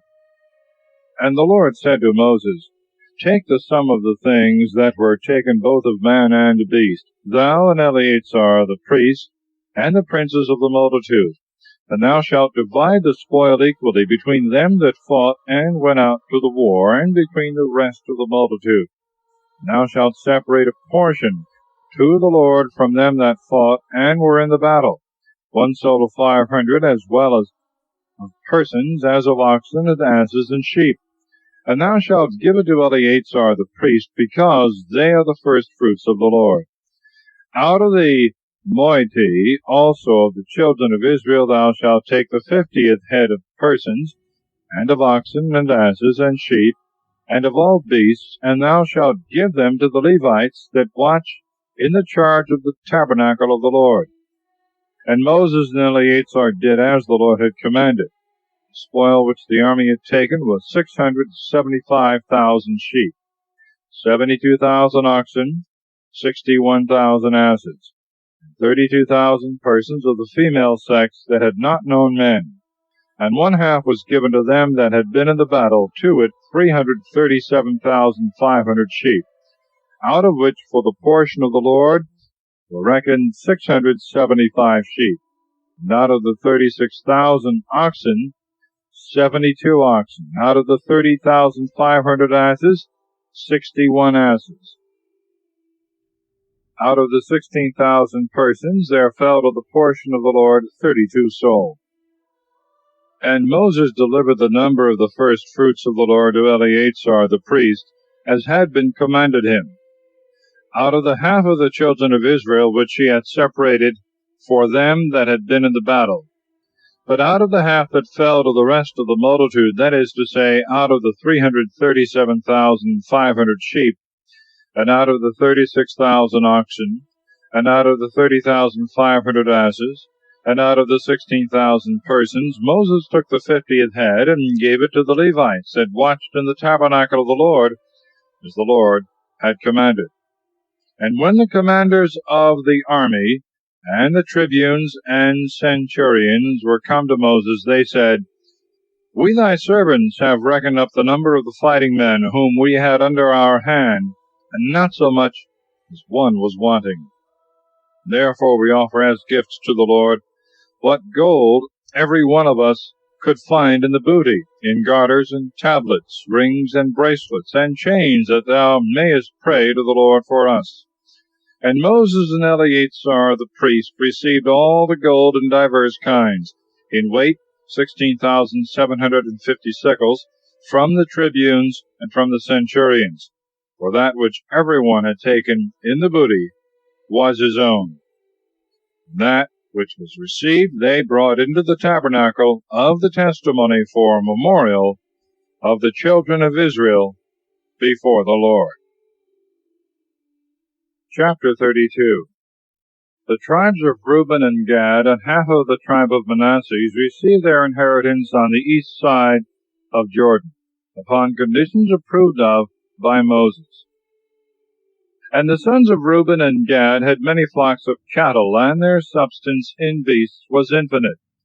And when they saw the lands of Jazer and Galaad fit for feeding cattle, they came to Moses and Eleazar the priest and the princes of the multitude, and said, Ataroth, and Dibon, and Jazer, and Nimron, Hesibon, Eleah, and Saban, and Nebo, and Beon, the land which the Lord hath conquered in the sight of the children of Israel, is a very fertile soil for the feeding of beasts, and we thy servants have very much cattle. And we pray thee, if we have found favor in thy sight, that thou give it to us thy servants in possession, and make us not pass over the Jordan. And Moses answered them, What? Shall your brethren go to fight, and will you sit here? Why do ye overturn the minds of the children of Israel, that they may not dare to pass into the place which the Lord hath given them? Was it not thus your fathers did, when I sent from Kadesh Barn to view the land? And when they were come as far as the valley of the cluster, having viewed all the country, they overturned the hearts of the children of Israel, that they should not enter into the coasts which the Lord gave them.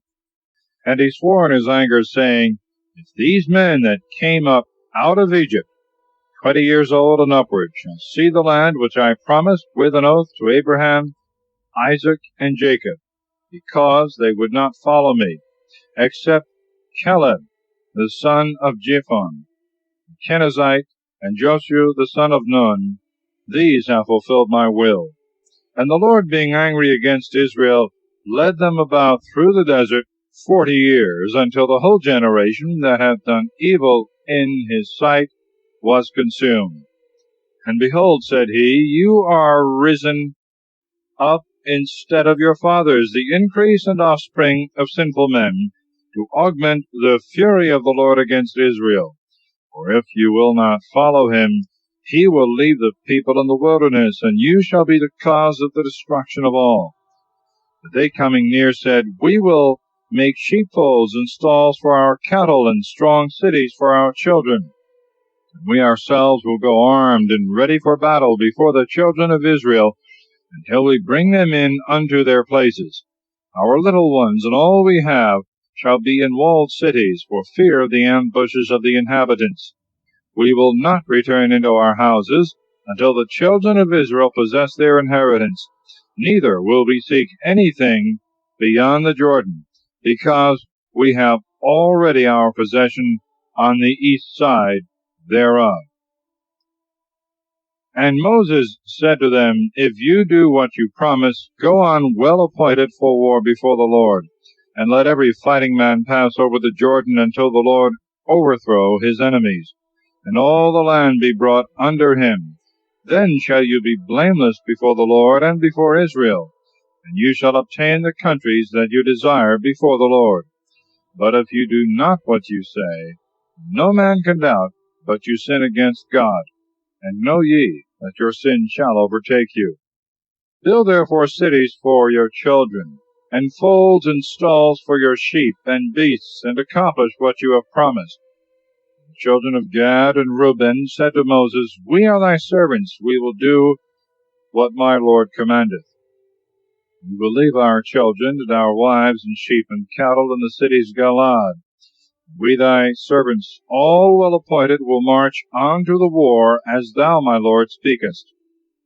Moses therefore commanded Eleazar the priest, and Joshua the son of Nun, and the princes of the families of all the tribes of Israel, and said to them, If the children of Gad and the children of Reuben pass with you over the Jordan, all armed for war before the Lord, and the land be made subject to you, give them Galaad in possession.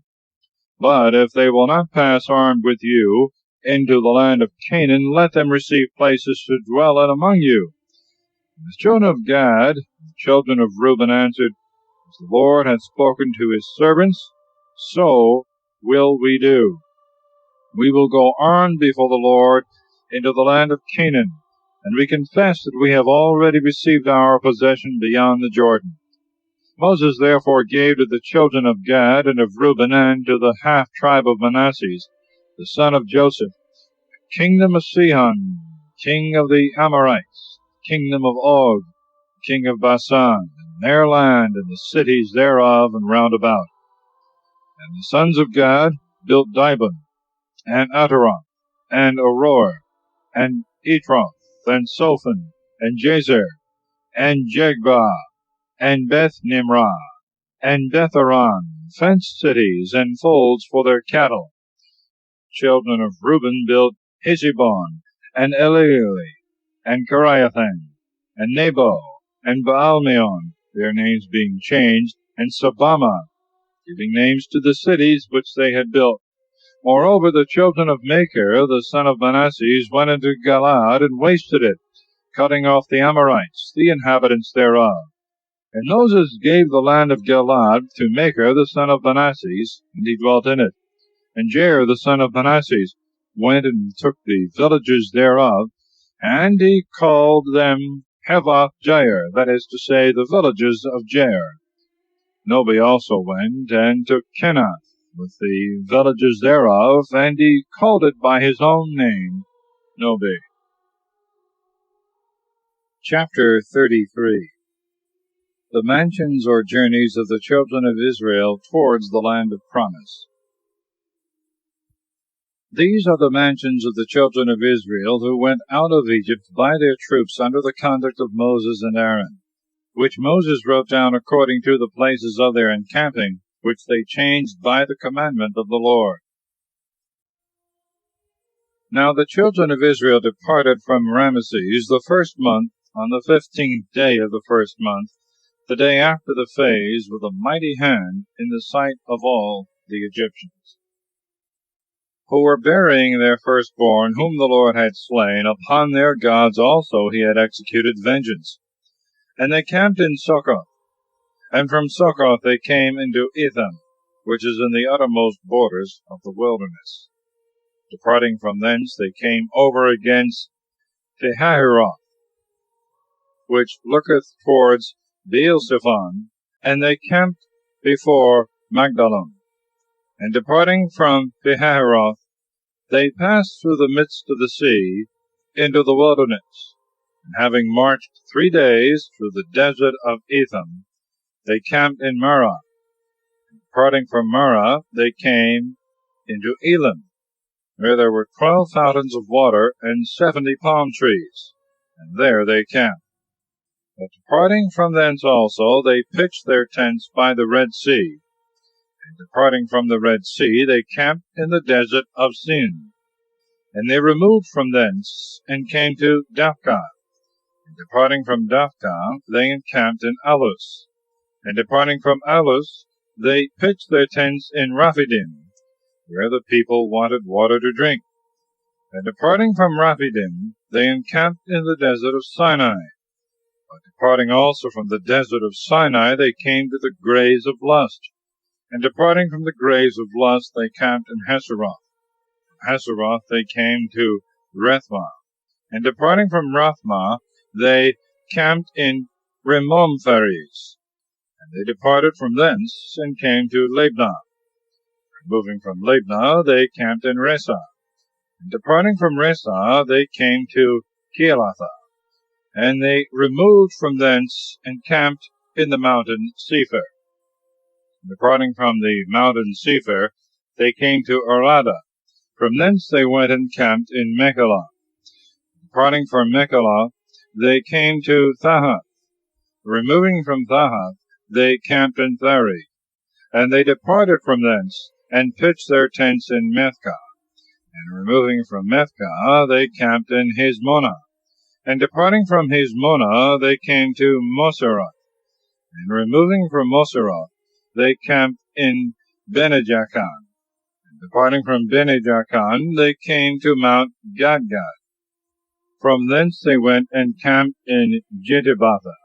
And from Jedibatha they came to Hebronah. And in departing from Hebronah, they camped in Asian-Gaber.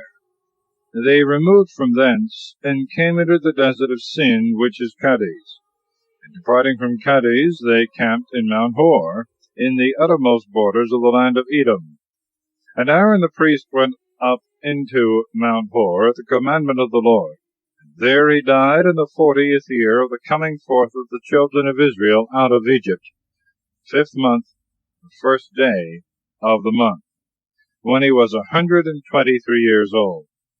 And King Arad the Canaanite, who dwelt towards the south, heard that the children of Israel were come to the land of Canaan. And they departed from Mount Hor, and camped in Salmonah, from whence they removed and came to Phunon. Departing from Phunon, they camped in Oboth. And from Oboth they came to Ije-Abarim, which is in the borders of the Moabites. And departing from Ije-Abarim, they pitched their tents in Dibongah. Thence they went and camped in Helmon-de-Blathan. Departing from Helmon-de-Blathan, they came to the mountains of Abarim, over against Nebo. Departing from the mountains of Abarim, they passed through the plains of Moab, by the Jordan, over against Jericho. There they camped, from Bethsemoth even to Ablesatim, in the plains of the Moabites, where the Lord said to Moses, Command the children of Israel, and say to them, You shall have passed over the Jordan, entering into the land of Canaan, destroy all the inhabitants of that land, beat down their pillars, and break in pieces their statues, and waste all their high places, cleansing the land and dwelling in it. For I have given it to you for a possession. You shall divide it among you by lot. To the more you shall give a larger part, and to the fewer a lesser. To every one as the lot shall fall, so shall the inheritance be given. Possession shall be divided by the tribes and the families. But if you will not kill the inhabitants of the land, they that remain shall be unto you as nails in your eyes and spears in your sides, and they shall be your adversaries in the land of your habitation. Whatsoever I had thought to do to them, I will do to you. Chapter 34. The limits of Canaan, with the names of the men that make the division of it. And the Lord spoke to Moses, saying, Command the children of Israel, and thou shalt say to them, When you are entered into the land of Canaan, and it shall be fallen into your possession by lot, it shall be bounded by these limits. The south side shall begin from the wilderness of Sin, which is by Edom, and shall have the most salt sea for its farthest limits eastward, which limits shall go round on the south side by the ascent of the Scorpion, and so into Senah, and reach toward the south as far as Kadesbarn, from whence the frontier shall go out to the town called Adar, and shall reach as far as Asimona. And the limit shall fetch compass from Asimona to the torrent of Egypt, and shall end in the shore of the great sea. And the west side shall begin from the great sea, and the same shall be the end thereof. But toward the north side the borders shall begin from the great sea, reaching to the most high mountain, from which they shall come to Emath, as far as the borders of Sedadah. The limit shall go as far as Zephronah and the village of Enon. These shall be the borders on the north side, from whence they shall mark out the bounds toward the east side, from the village of Enon unto Sephama. From Sephama the bounds shall go down to Riblah, over against the fountain of Daphnis. From thence they shall come eastward to the sea of Kinnereth, and shall reach as far as the Jordan, and at the last shall be closed in by the most salt sea. This shall be your land with its borders round about.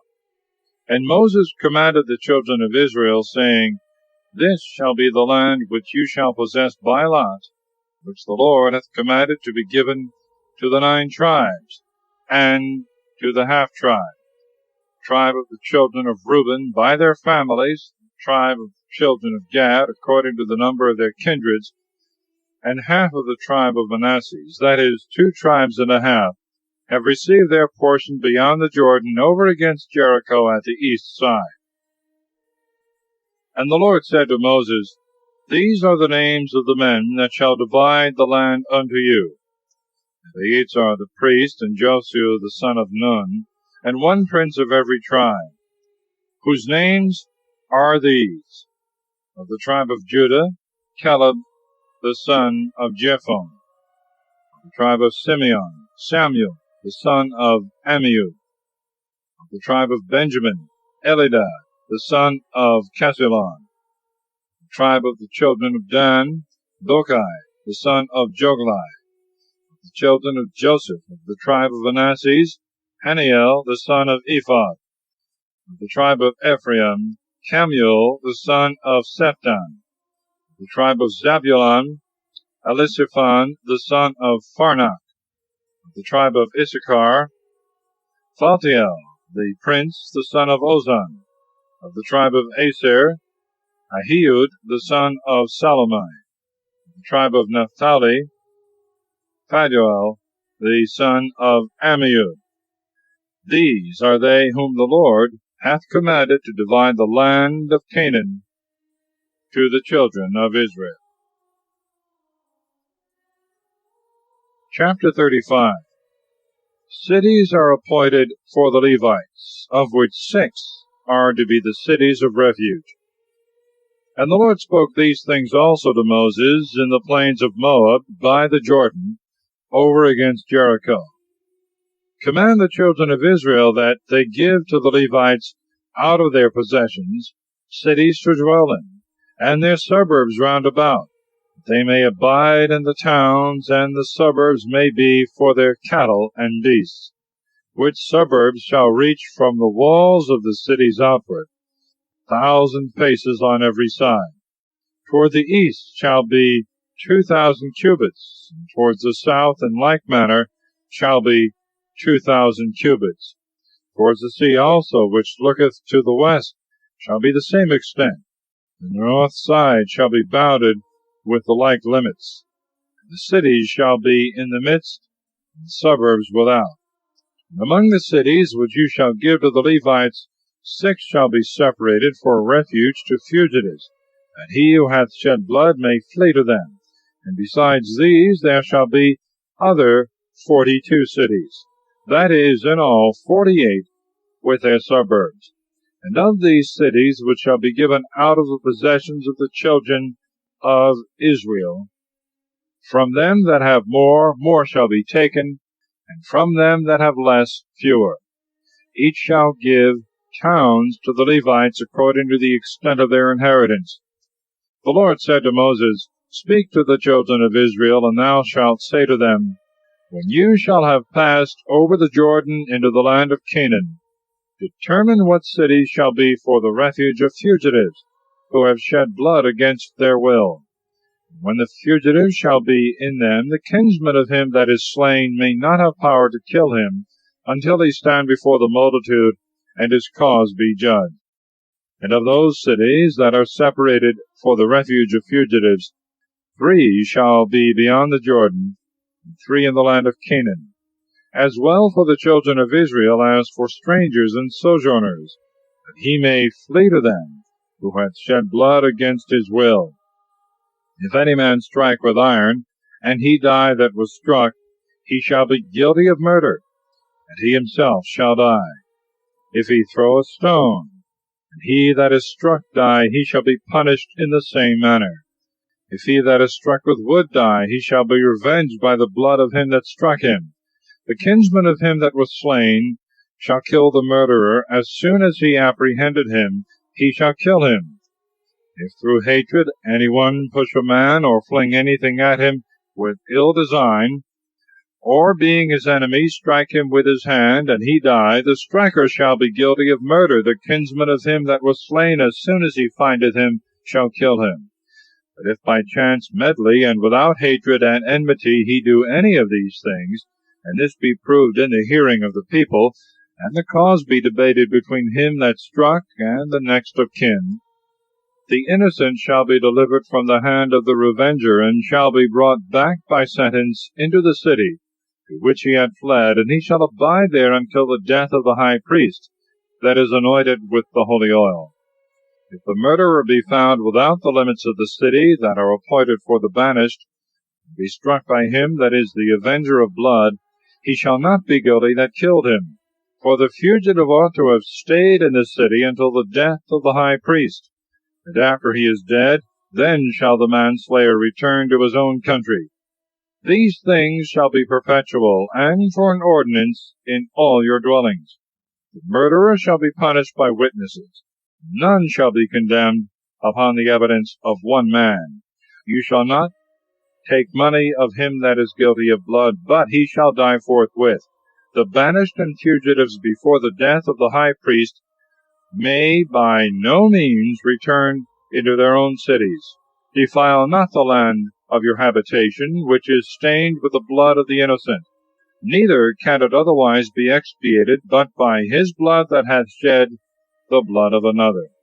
And thus shall your possession be cleansed, myself abiding with you, for I am the Lord that dwell among the children of Israel. Chapter 36. That the inheritances may not be alienated from one tribe to another. All are to marry within their own tribe. And the princes of the families of Galaad, the son of Machir, the son of Manasseh, of the stock of the children of Joseph, came and spoke to Moses before the princes of Israel, and said, The Lord hath commanded thee, my Lord, that thou shouldst divide the land by lot to the children of Israel, and that thou shouldst give to the daughters of Salphad, our brother, the possession due to their father. Now, if men of another tribe take them to wives, their possession will follow them. Being transferred to another tribe will be a diminishing of our inheritance. And so it shall come to pass that when the Jubilee, that is, the 50th year of remission, is come, the distribution made by the lots shall be confounded, and the possession of the one shall pass to the others. Moses answered the children of Israel, and said by the command of the Lord, The tribe of the children of Joseph hath spoken rightly, and this is the law promulgated by the Lord touching the daughters of Salphad. Let them marry to whom they will, only so that it be to men of their own tribe, lest the possession of the children of Israel be mingled from tribe to tribe. For all men shall marry wives of their own tribe and kindred, and all women shall take husbands of the same tribe, that the inheritance may remain in the families, and that the tribes be not mingled one with another, but remain so, as they were separated by the Lord. And the daughters of Salphad did as was commanded. And Mahlah, and Thirsa, and Heglah, and Milcah, and Noah were married to the sons of their uncle by their father, of the family of Manasseh, who was the son of Joseph. And the possession that had been allotted to them remained in the tribe and family of their father.